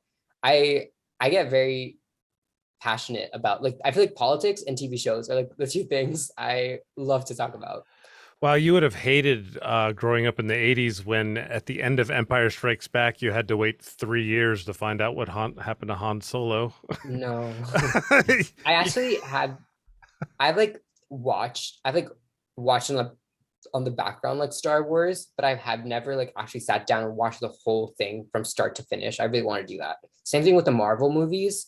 I've watched like a few of them, but I want to watch it from like the first one that came out all the way down because I want to know the whole like storyline. Yeah, I would suggest if you watch Star Wars to watch it in the order that they were released, not in the order of the chronological and the anthology or whatever. Go start with A New Hope.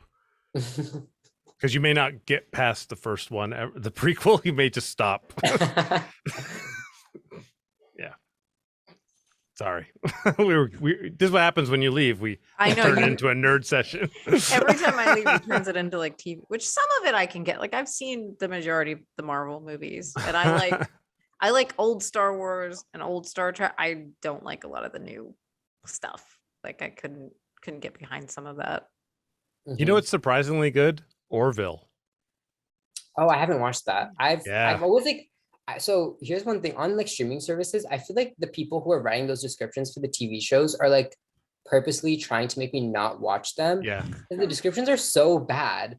And I'm like, and sometimes I watch it just like there's nothing else. There's literally nothing else. And I'll just watch it. And I'm like, oh my God, this is so good. And the description is like so bad. I'm like, I've seen that too. The description is there to entice people that you're not. Yeah. Yeah. Same thing has happened to me so many times. Same with the trailers. Exactly the same thing. I'll be like, this looks stupid. But then like I'll read about it somewhere and I'll be like, oh, maybe I will give that a shot. Or I'll see a clip on TikTok or something and I'll be like, those are good actors. I'm gonna watch that. And I'll realize that it was way better than the trailer or the write-up. Yeah, totally. I totally agree. Oh, but I think we're on what I want to do in the future. So, yes. Kind of to get back to that. So I said policy advisor. If I made enough money, I would definitely be an executive assistant. I don't think anyone gets paid that well doing that. Come out here to Hollywood and you'll make a lot of money. if I become friends with like a celebrity superstar or an influencer. Sometimes they're just hiring executive assistants for celebrities out here. Like sometimes you could just find the job posts. Yeah. The other thing, so I think consulting, even though like it's kind of weird, like you'll fit right in DC. Everyone's a consultant. Exactly. So I think like consulting is cool because like from what I know of it, which it's like a joke online, like no one actually knows what consulting is, but so from what I know, it's just like you're bringing up solutions to problems that a client has, and you're doing that through slideshows. And I was like, I can make slideshows. And so I was like, okay, that's an option. Because I feel like I always hear like even though the work-life balance is horrible because you're always traveling and it's a lot of long hours. I think I could do that for a few years. Um, I think even though teachers don't get paid enough, I think later in my career, maybe, I don't know, 2 decades in, I'll go back and I'll try and teach. Why do I And think you have a spreadsheet somewhere that has every year oh, planned out? Drew's, I have, oh my Drew's God. decades, Drew's career In plan, my, 1 decade at a time. in my notes app, I have like a chronology of like my dream. And then so it was like undergrad law school, intern for the DOJ, clerk for this justice, and it just keeps going. And then like it ends off with me being a political analyst on like a news network, and that was like the retirement. I can see that happening. I can see you making all of those things happen, though. Oh my Yeah, God. I'm like, I just really like, I think I waste so much time doing that, just like kind of writing down different like, oh, I would love to do this.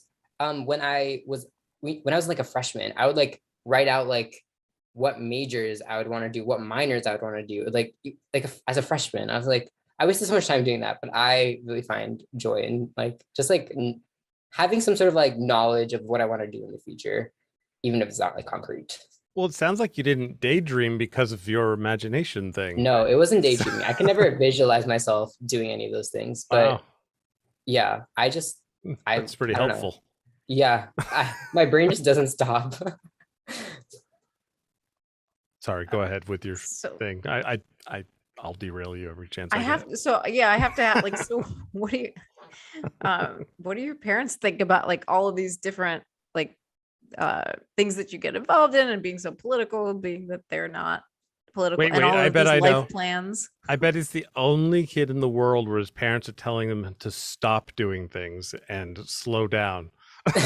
I mean, so my mom, she works 2 jobs. She's a nurse. She works 2 jobs right now, and she's getting her master's right now. Oh, so it runs in the family then, like. So but I think, yeah,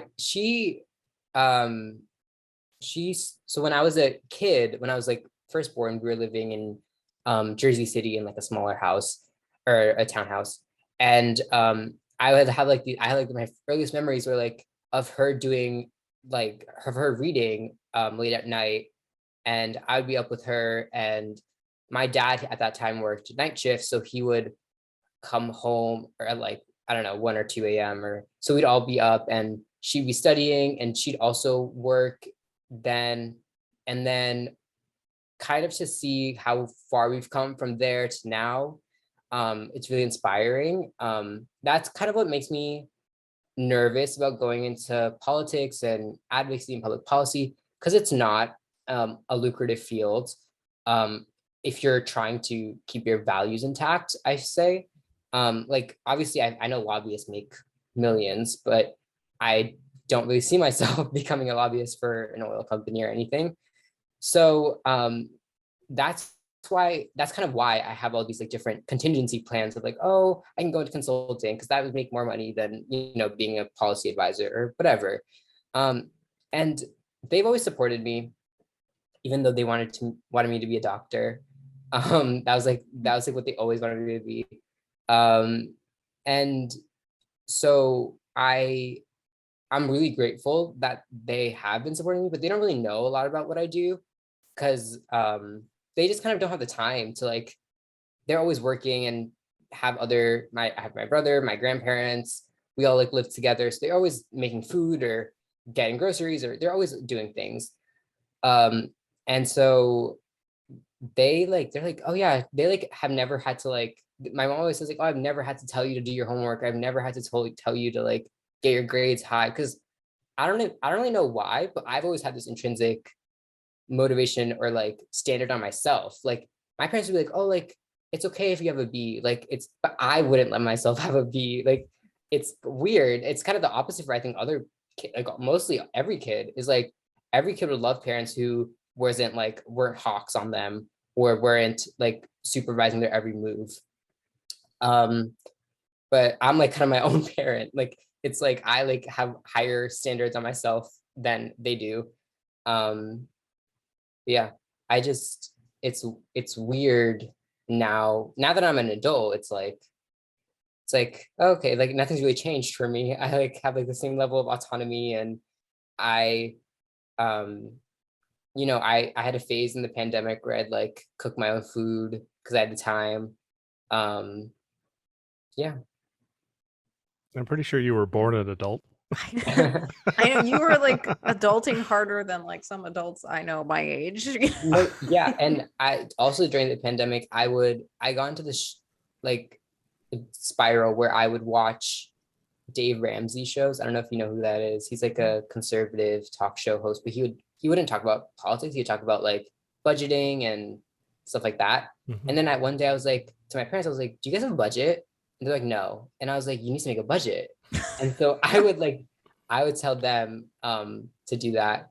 Because I don't know, I just like right now, like I'm right in the sphere of like watching Shark Tank shows or like Shark Tank clips, because I just love um kind of being an adult. Like I love that, like even though it's scary, like budgeting, and I think that's just so I don't know if it's fun. It's definitely not fun, but it's liberating to kind of like you have your own destiny, like you can control your future kind of thing.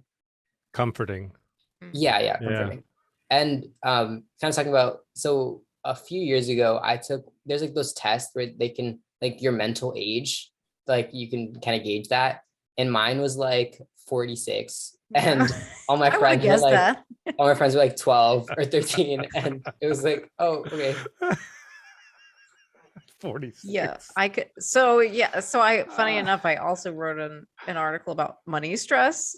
Like Dhruv, and what you have already figured out is what it takes some people like many years, right? And Mhm. like I interviewed financial analysts and so forth, and money experts, and they were like, yeah, like you can't fix what you don't know. So if you don't have a budget, you don't know what is going out or how you're spending or what your habits are or any of that, then you can't have any semblance of controlling, or Mhm. fixing the situation. So and so many adults, like some people never learn that, and then some people have to learn it, end up learning it once things have gone terribly wrong, and then they have to go and educate themselves. So it's Yeah. really interesting I think you're probably the only 18-year-old that I've heard say like, yes, you need to have a budget. I mean, yeah, I mean, kind of related to money, but like, so when I had a job, and so I would obviously get money from that. And even though I don't need a budget because everything like I kind of need is supplied for me. And so I would really only spend my money on like eating out and like stuff like that. And that I wouldn't really worry about. But like anytime I want to buy clothes or do anything like that, I like it would hurt me like physically when I have to like pay for things. Like just paying for anything is like hurts my soul. Like, and I don't know why. Like it's just like money's like a made up thing. Like it's like whatever. But I don't know, like same thing. And that's another thing my parents taught me is like always look for the best deal and never impulse buy, and um, you know, look for coupons and look for different promo codes. And so I honestly can say I don't think I've ever bought, or like very few things I've bought full price. I think everything else I bought has been something on sale, some discount, something. I really wish we were sponsored by honey.com right now, because I would totally be able to go right into that. It's a website that you can go in, and what you do is you put in your access code and it gives you a, never mind. Do you use honey? I use honey. All right, there, you know what I'm talking about. How we get a future sponsor, maybe. My God, there are people in the chat. I know people saying, love you, man. yeah, saying Dhruv actually helped me create my budget. I love this. Dhruv saved my kitten from a tree. Who is saying that? No, just kidding. No, that's not in there. I was like, which one of my friends? Someone says, Gerard says, I saw him in the mall one day. And also that Dhruv is so cool. Yeah, I love this chat in here. Oh my God, I think people are sending it around because my phone is blowing up. I have 166 unread messages. I That's see awesome. somebody must have just discovered that because like Gerard says, oh my God, is that Dhruv Shah? So they've just discovered that you're streaming. That's awesome.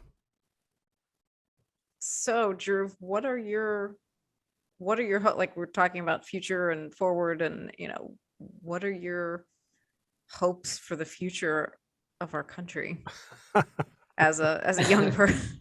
Yeah, and I'd like to apologize to your generation, honestly, I mean, for mine. I think there are valid policy disagreements between the left and right. The only thing I wish would happen is that those disagreements are like the conversations that we had within my generation, or the millennials at least, where it's like the people who these decisions are going to affect the most are the people in power to then affect change. I don't know, like even like Nancy Pelosi, who I may agree on or disagree with on certain issues, I like, I don't, I just automatically, because she's in a generation that isn't going to be affected by the decisions she and her colleagues make, it automatically like makes her kind of uncredible, if that makes sense, or like it like automatically discounts her opinion, because I'm like, especially on climate change, if you're not going to be living through this, how can you say the Green New Deal is so crazy? Like, if you're like, I just don't understand that. Same thing. And I was listening to this podcast that was kind of debating a policy that was brought up by the Democratic gubernatorial candidate in South Carolina, who was saying we should have an age limit of 72 for politicians. And the podcast host was saying, oh, that's like ageist, and you would never want, like in a true democracy, for it to be truly democratic, you want people to choose whoever they want. And I agree with that. And she was saying how like, oh, if we had that, then Bernie Sanders wouldn't be a senator. But I think it may be called ageist, but at a certain point, you don't have skin in the game. You lose what you want, like your motivation to make the country a better place, because at some point you're going to be leaving, right? And even though I love Bernie Sanders, I do think it's time for a new generation of leadership. And unfortunately, we haven't really seen that in the progressive wing, especially within the elected officials, as much as we see like Bernie Sanders, who can really motivate and appeals to a wide group of people. We don't see that now. And that's really depressing. And I'm worried about what that means for the future. But honestly, like and the Republicans are actually better on this issue. The average age of a Republican member of Congress is lower than the Democrats. So it's not even like a partisan thing. I just think there more young people need to be in Congress. And when we're talking about representation, age is another thing that needs to be represented as much as, race or gender or anything else. The median age of the member of Congress should align with the median age of the country. And that's not happening anytime soon. I think Democrats median or average might be like 70, which is crazy.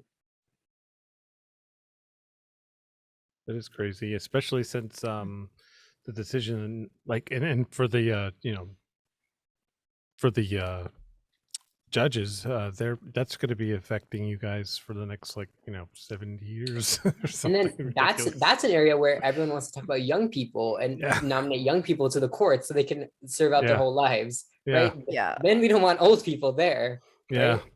It's but I wonder, like, so the issue of like being out of touch, right? Like, is it maybe not necessarily the age, but like time in this corrupt system? Maybe. So, because I sort of feel like the longer that you're in there, and because the system is so broken and corrupt, then you're much further. Versus like, because there are lots of, older people that I know that have like great values and do care deeply about what happens to the next generation, whether they have kids or grandkids or not. Some people, that's just their intrinsic value system is, like, just to kind of think about things in that way. So I feel like more so than age, it's a corruption issue. And like, if you've been in there for 40 years, like kicking around and, have been part of a lot of these really bad decisions, and, now you're taking money from all of these PACs and corporations, then you're disconnected in a whole, like, you're disconnected from your peers, even that are older people that have core issues. Yeah. And so this podcast was also talking about term limits and how the podcaster thought that was also inherently anti-democratic, which it may be, but I think term limits are a good thing. Just because even if we, for example, love whoever's in office, at some point, we just need fresh new people, and especially in right now in the system that isn't working, right? So I support term limits for senators and congressmen. I don't think your career, and I think this is a Republican who said this, but I don't think your career should be a politician. Like, I don't think that should be like your livelihood. That should be like a part of your life, and it's like a public service that you're doing. And then you should go back to whatever your job was or whatever you need to do. Yeah. But I don't think like you should be like, that should be your job. Like that, I don't know, like that's weird to me. Is like, why, like the idea is that you're giving up, like you're sacrificing so that you could serve your country and you can well represent the people, your neighbors and whoever's in your district. And that's just not what's happening. Yeah. I agree with you. The problem is that it's so easy to get rich when you're a politician. So, and you need them to help you change the system, and they don't want to, so it's just a circle. Yeah. And it's I think the other thing is, so many times because of our two-party system, it's like you don't really have options in terms of who you can take, because it's like it's always the lesser of two evils that you're voting for, and that's just depressing in a purported democracy that's supposed to reflect the will of the people. And then, so yeah, I think ranked choice voting would be like solve so many, even I think, and that I think could be done. I think I see that happening. It happened in New York City, even though Eric Adams is crazy. But I think that just I think it's more of a democratic system, and then you can't be called a spoiler or be like shamed for your vote, which I really don't believe in. I hate when, especially in reaction to the abortion case, when people were like, oh, all the people who voted for Donald Trump, all the white women who voted for them. I'm like, why are you shaming people? Like, that's not going to help you get them to vote for you the next time. I really don't like that. Yeah, you're right. I see a lot of that rhetoric going around, like, it's these people's fault. Because I'm like, no, it's the people that are doing these legislation, and it's the money flowing in, and like the people that are buying these outcomes. It's not the person, like your neighbor, that voted in a way that you don't agree with. Yeah. It's not their fault. No, yeah, I think that's one of the things that's making us so divided, is people are saying, it's like, it's not Donald Trump, it's the voters, it's the supporters of Donald Trump. And yes, some of them may be as bad and as crazy as him, but a majority, or like I would say at least some of them aren't like crazy or bigoted people. Some of them are just were upset with the system and needed to make a protest vote and just voted for Donald Trump because like what's the worst that can happen? Obviously, we saw the worst that can happen, but I don't know. I think that rather than blaming people for who they voted for, just bring better candidates. Yeah, and then like try to connect with people and see like what issues, what things that they care about, where are they hurting, and then like how can we help? How can we foster community and show people what kind of actions that they can take instead of yelling at each other on the internet? Yeah. Well, you what we need to do is make it so that everybody wants to learn, and then not criticize each other, so that it becomes an open conversation.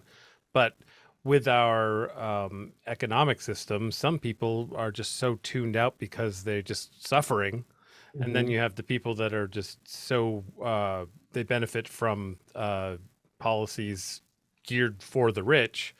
But if everybody were at least started at comfortable and happy and secure, I think we would then be able to be a group of people that, hey, what else can I learn now that I have a house or a place to live, food, and I'm safe and I have education and healthcare.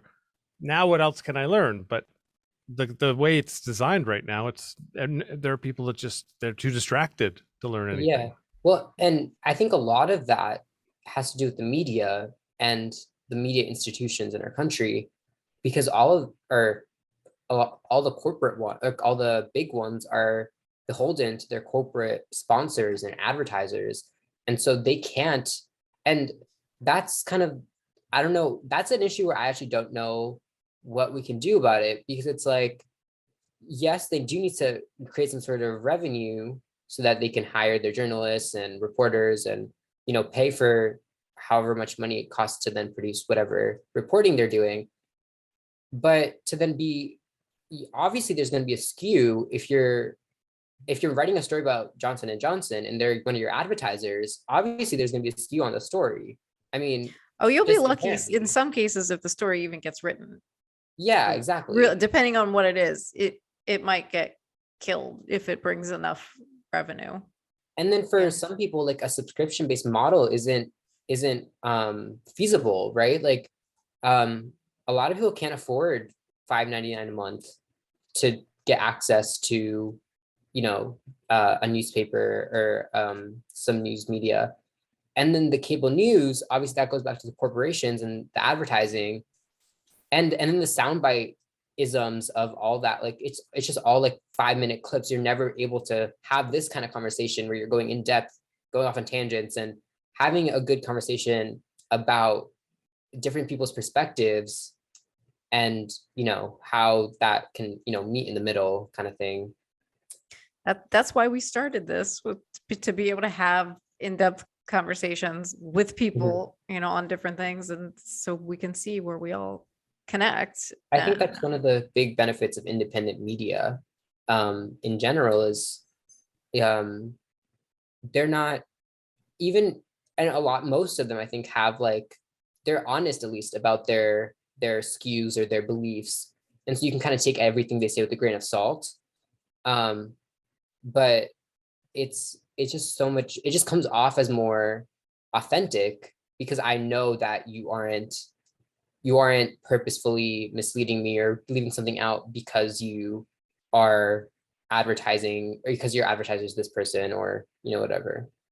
A lot of it is also these algorithms is like they are just, every big media, everything is the algorithm, and and so it's hard to even get stuff put out if it's not like SEO friendly, or it doesn't align with and so then, and I'm always like, but sometimes people don't know what they need to know, right? Like, because nobody has written that story, nobody's done that research, and so like there could be this very valid, great story, something happened that people would be like, oh yeah, this is helpful and interesting, and helps me make a decision or whatever, or informs me about a policy or something, and they might not think to Google it because they might not know, right? Like, or it might be Yeah. news, or and so I feel like I'm always fighting that fight of like, but what about the other stuff? Like, because it's important too, and we don't always know what we need to know, right? Like, And then I think as Jason was saying, like some people just don't have the time to, read these lengthy articles or watch, you know, 30-minute long explanations of different things. And so that's why it's really important for us to then have those conversations and, you know, at least offer to be like, oh, like if you have any other questions on this, like feel free to ask me, or because at least then they're not doing the heavy lifting of having to then find their own resources or find their own sources or finding their own media to consume. You're giving them an option. You're reaching out and you're saying, hey, like, I don't know if you heard this is going on, and let me know if you have any questions on this. Or I think that's really important. Just like, because that's the way I think a lot of people stay informed is people find their, especially my parents, they just take whatever they see in their WhatsApp group chats or their Facebook, and they just think that's true. And especially they talk a lot about Indian politics, and so much of that is propaganda. And every time I tell them, not them, but like my grandparents who are older, or aunts and uncles, and I tell them, oh, that's propaganda. They're like, what are you talking about? It's true. I'm like, no, it's here. Like, let me show you. Like, it's propaganda. And there, it's a lot more like obvious to see, at least from my perspective, rather than here, because here it's like, oh, we're being objective and neutral, and they're just like straight on like not true. And that's the way people get their news, is Facebook and group chats and stuff like that. Yeah, if you and it all and all whatever you follow, it will regurgitate Yes. that back to you. Mhm. So yeah, so you're in a bubble, and that's what you have to remember, is that you're in a bubble. Everyone Yep. is, even if you think you're right and correct, and even if you are right and correct, it doesn't matter. You probably should look out. Maybe everybody should have two Facebook pages, one where they go Yeah. completely right and one where they go completely left, and then just squish them together. I mean, I try to do that. Like sometimes I'll visit different conservative activist pages, and I'll like scroll. It just angers me. Like the like obvious like misleading things, or like the bigoted comments. Like it's just like I get angry. Like I can't. Oh Like yeah. it's hard. That's actually, it's kind of funny. Like no one would kind of expect this, but I watched The View, which is kind of like funny on YouTube. I watched the clips of The View, and I watch it because it's like such a different like audience. Like it's meant for stay-at-home moms, and it's like Whoopi Goldberg, who's always talking about lower taxes and like always like hates progressives, but like is good on social policy or like social issues. Sarah Haynes, who like she's from Iowa, she's like a centrist and like whatever. Joy, who's like funny, she used to support Bernie Sanders, then went to Biden. I don't, because she got scared of like the whole electability thing. She named her dog after Bernie and then supported Biden. It's crazy. And then Sunny Hostin, who's super smart. She's a prosecutor. She's Catholic, but she's progressive. But she like, I don't know. Sometimes they just miss things. And I'm like, if you knew about this, you would agree. Like, I don't know. And then they're trying to fill in their conservative seat. And with Meghan McCain, I would like get angry watching, but it's like, at least I had exposure to like what the talking points were. And that's why I watch the shows. Like, even though no one there on the panel really represents me per se, I can see like what the general like gist of like the media that day is, or like the opinions that day. I think those type of shows, like panel shows, like of like people from different backgrounds having a discussion, are super like interesting, especially if the people are truly approaching it in like a good faith fashion and are truly from different viewpoints. Like I know the Fox News tried to recreate it with The Five, and that show like makes me insane, because it's like four people who are conservative, and then like, and I believe in basically the exact same thing, and then like one person who's like liberal, but like is like a Joe Manchin liberal. So it's like, are you serious? Yeah, definitely. Wow. So Cherish says Dhruv Oh, Shah gee. for president 2042. Another friend. Is that in your plan? Um, my friends joke, they're like, "Oh, you're gonna be president," or my family also jokes about that. Like, "Oh, like when you're," my family's like, "When you're in the White House, will you invite us over? Can we have a sleepover?" And I was like, Sleepover. I was like, I don't think that's what you do in the White House. I like that was what they wanted to do though. Have a Yeah. sleepover. I'd like to ask a different last question of mine than normal because All right. because Ben Carollo, what would you do if you woke up tomorrow and you were 15 inches tall? 15 inches tall. Yep. I think I just live and not worry about anything, like because you can't be really seen. I mean, 15 I guess you inches tall? can. Oh yeah. I don't know. It's like a cat. Um, You yeah, could I ride the guess. cat. I might try to ride the cat. Oh, without a doubt. I mean, what Yeah. would you do? Because now you wake up, you're 15 inches tall. Not what would your life? I think I just sleep. Oh wait, this is a thing where you can't picture it. Yeah. Nice. kind of. All right. I just love like sleeping. Like I think I just sleep. Like sleep, Okay. wake up, watch a TV show, like see whatever's on, and just like watch, and then go back to sleep. Would it change any of your future plans at all, or? I mean, I don't think anything. I don't even go to college 15 inches tall. This is fascinating. All right. Well, I'll tell you the other one now, but I'm really interested. This is another question I'd like to ask. If where you are right now, someone comes in the door that looks exactly like you, except they're disheveled, they're dirty, they have a cut on their face, and they say, "I'm from the future. Come with me right now." What would you do? I would go. Nice. I think that'd be so funny. Oh, I nice. think that'd be so No cool. hesitation. Yeah. Yeah. I don't know, life and just thinking about life and like what I want to do in the future. Like I don't want to grow and be old. Like I don't like I don't like picturing that. Like I don't so like I kind of like just doing things and like it's like whatever. Like it was like if I'm sometimes I think about like if I was meant to like die now, I was meant to I can't change anything about that. Like you know what I mean? Like I just like so like for that like a future problem, if I was gonna go into society where like everything burned down, like oh well, like things happen. Like that's just like my attitude towards like certain things. Like oh well. Yeah. Well, you might need that for the future that's coming right now.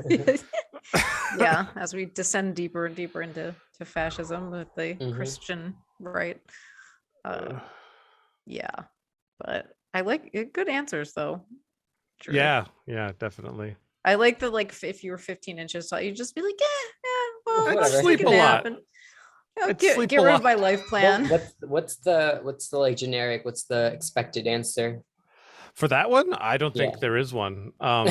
Most people say they will go with the future person. The only person I've known like 3 or 4 people that were like iffy, and Rena's one of them. She's just like, I got a lot of questions.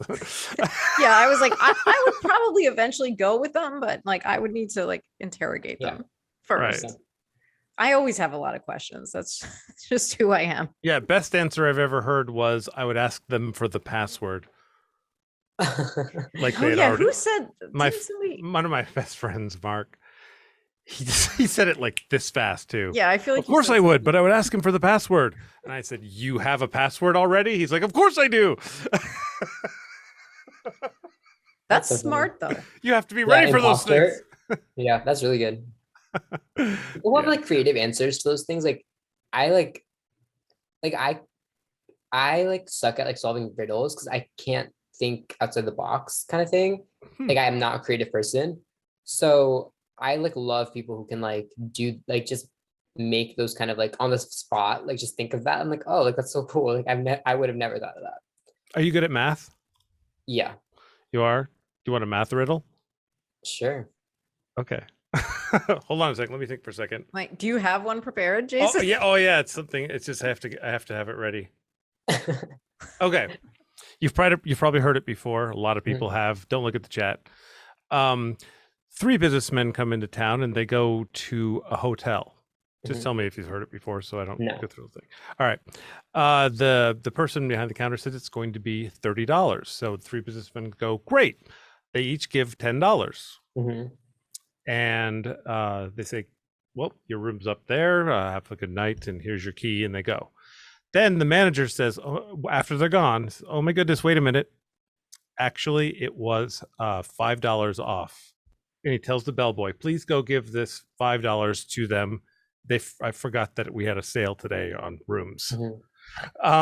So the bellboy's like, oh, I can't break $5 three ways. So he puts $5 in the register, takes out 5 ones, takes $2, puts it in his pocket, has $3 left, goes up to the room and opens and knocks on the door. They come out like, here you go, here you go, here you go. There was a special tonight, so there was a deal on the room. Have a good night. Now, each one of the men have now paid $9 each. 9 times 3 is $27. Yeah.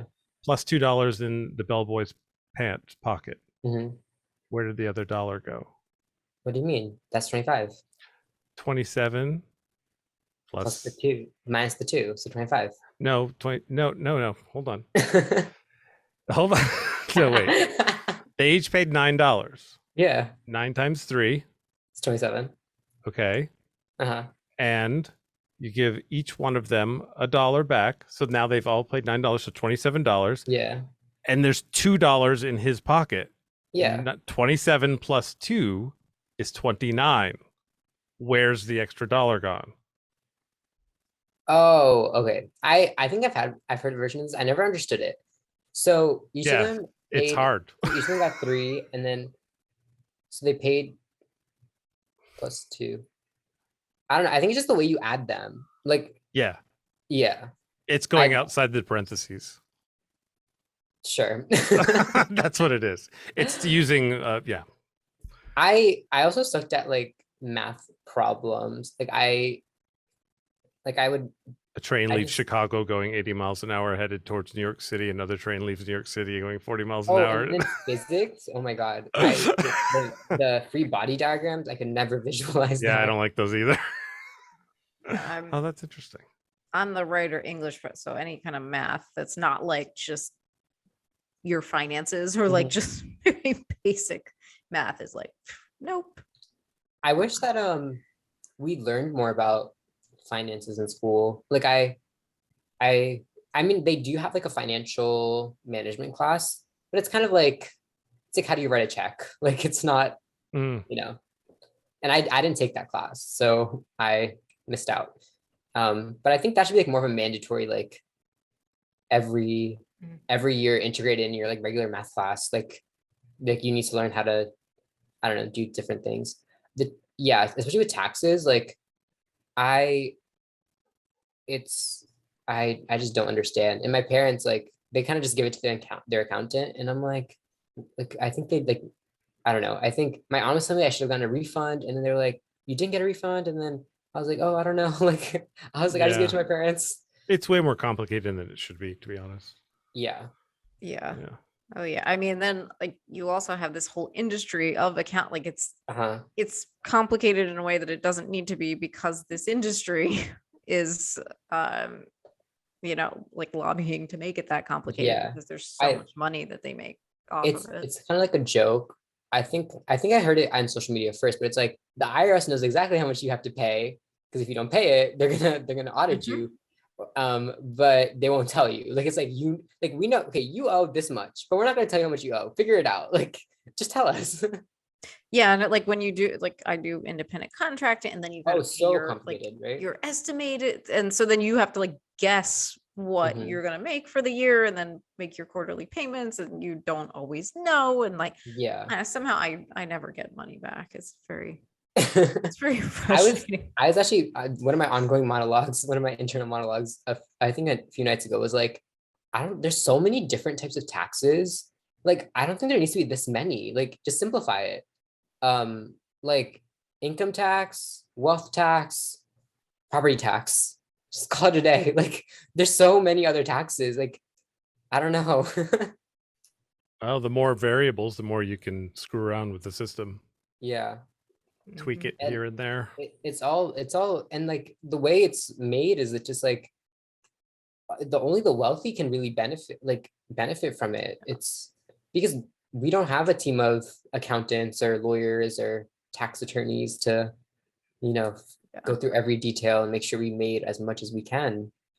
And not only that, like the IRS doesn't go after those wealthy because they can't afford to fight the team of Yeah, attorneys that, you know, so they're like, oh, you know, we're just going to go after the person that's small guy, making like yeah. 60K a year and, you know, just getting by. And Mhm. yes, that's infuriating in and of itself. Yeah, I think like that should be like the thing is like, especially if you're not, especially if you're just working one full-time job where you're working like something straightforward that isn't complicated. You're not a business owner, or maybe you're not an independent contractor. Like those people should just get like a check or like get a bill and be like, this is what you owe in taxes. Like it's Yeah. straightforward enough. Like, yeah. Yeah. Instead of having Yeah. to even go through like a TurboTax or, you know, like whatever people end up having to use if you And can't I have feel like an it's an accountant. anxious process because it's like, what if I did make a mistake on this? Or what if I forgot this thing that I got? And it's like when I fill out like when I like you have to do those like forms when you like your W-9 or whatever. And it's like what if I get this one number wrong? Or what if I take this deduction and I'm not supposed to? Or like it's like anxiety. Like I always have to like double check 3 times, like triple check. And it's like, oh, what if I messed up on this? And now what if I get arrested? Like it's like it's worrisome. You won't get For me. arrested. You have to withhold a lot of taxes to get arrested. Yeah, I mean, like I got audited, and this is why I will never move back to the state of Maryland because I still have a grudge. Like, so I worked for an employer as wasn't an independent contractor. So from my perspective, taxes, state and federal taxes were coming out of my Mhm. check. And then like a couple of years after I was no longer working for them, I got audited, and the state of Maryland said, well, you didn't pay your state taxes when you were employed. And I said, what do you mean? I have a pay stub that shows that state taxes were taken out. So Yeah. maybe the employer didn't pay, but I'm like, I paid this.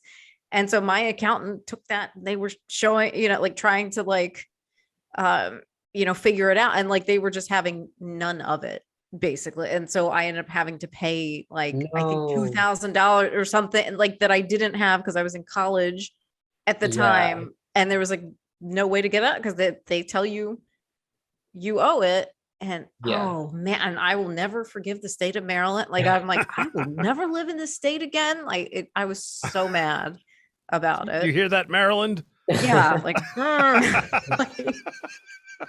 I'm gonna live on the Virginia side for sure. yeah, don't go to Maryland. Oh God. So we learned something. Don't go to Maryland. Yeah. Yes. Moral of the story. That's hilarious. And which is funny because like most people that are like from where I am, they grow up, they love it so much in Maryland, and I'm just like, oh, like I just have this like grudge that comes from various experiences. But yeah, like the taxes, and they really screwed me. It seems like you should be able to do something about that. I'm surprised. Yeah, well, I mean, at this point, but then I was talking to my account because I've had the same accountant for years, and like we were talking about, and we were like, you know what? I think the employer, I think they didn't pay. So from my perspective, like the money was still coming out of my account, but from the state's perspective, they weren't getting paid. So what the account, because it was it was a mall kiosk that I worked at. It was a very small business. I don't think the woman knew what she was doing. And yeah. And so and also maybe there was some fraud involved there. Yeah, they went after the gettable person.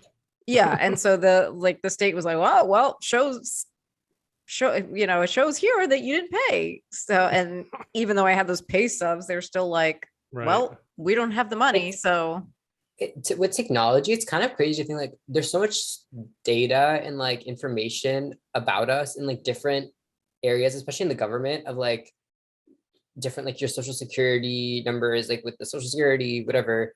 And like they know, like, I don't know, there's just like so much, and like I don't really understand like servers and like especially with crypto, like people talk about like mining. I'm like, what are you talking about? Like it's so I don't get it. I think technology is one of those things like I just don't get it.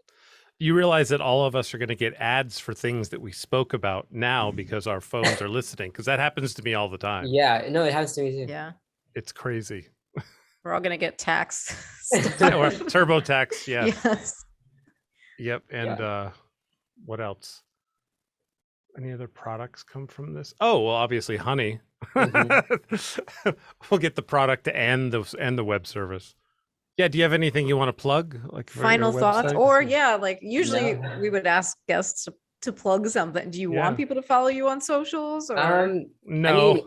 I mean, you can. I guess for like political things, I'm not really active on my Twitter. I just like people's tweets. But But what about my your Twitter TikTok? is Dhruv NJ. My TikTok's like weird, like it's time lapses of like me doing homework. Of course it is. So And making spreadsheets. yeah, no, that's what it is. actually is? It's You like could me probably on my leverage that iPad. to teaching people how to do It's like that. me on my maybe. iPad doing like my stats homework. Nice. So yeah, the I guess the only thing I want to mention is like if there's any young people listening, just like it can be intimidating to, you know, get your seat at the table, but just, you know, take it. Like you have more skin in the game. You have more on the line. And so, you know, work hard and take that seat and, you know, affect the change that you want to see. I feel like so many times we just have people furious and outraged, which is, you know, rightfully so, but then no action comes out of it. And that's what I find kind of like sad, is that like if we channeled it into action, into voting, into organizing, so much could get done. Yeah, so that's my message is do something, get out. In my last for my speech at graduation, my last kind of line was go out there and fight.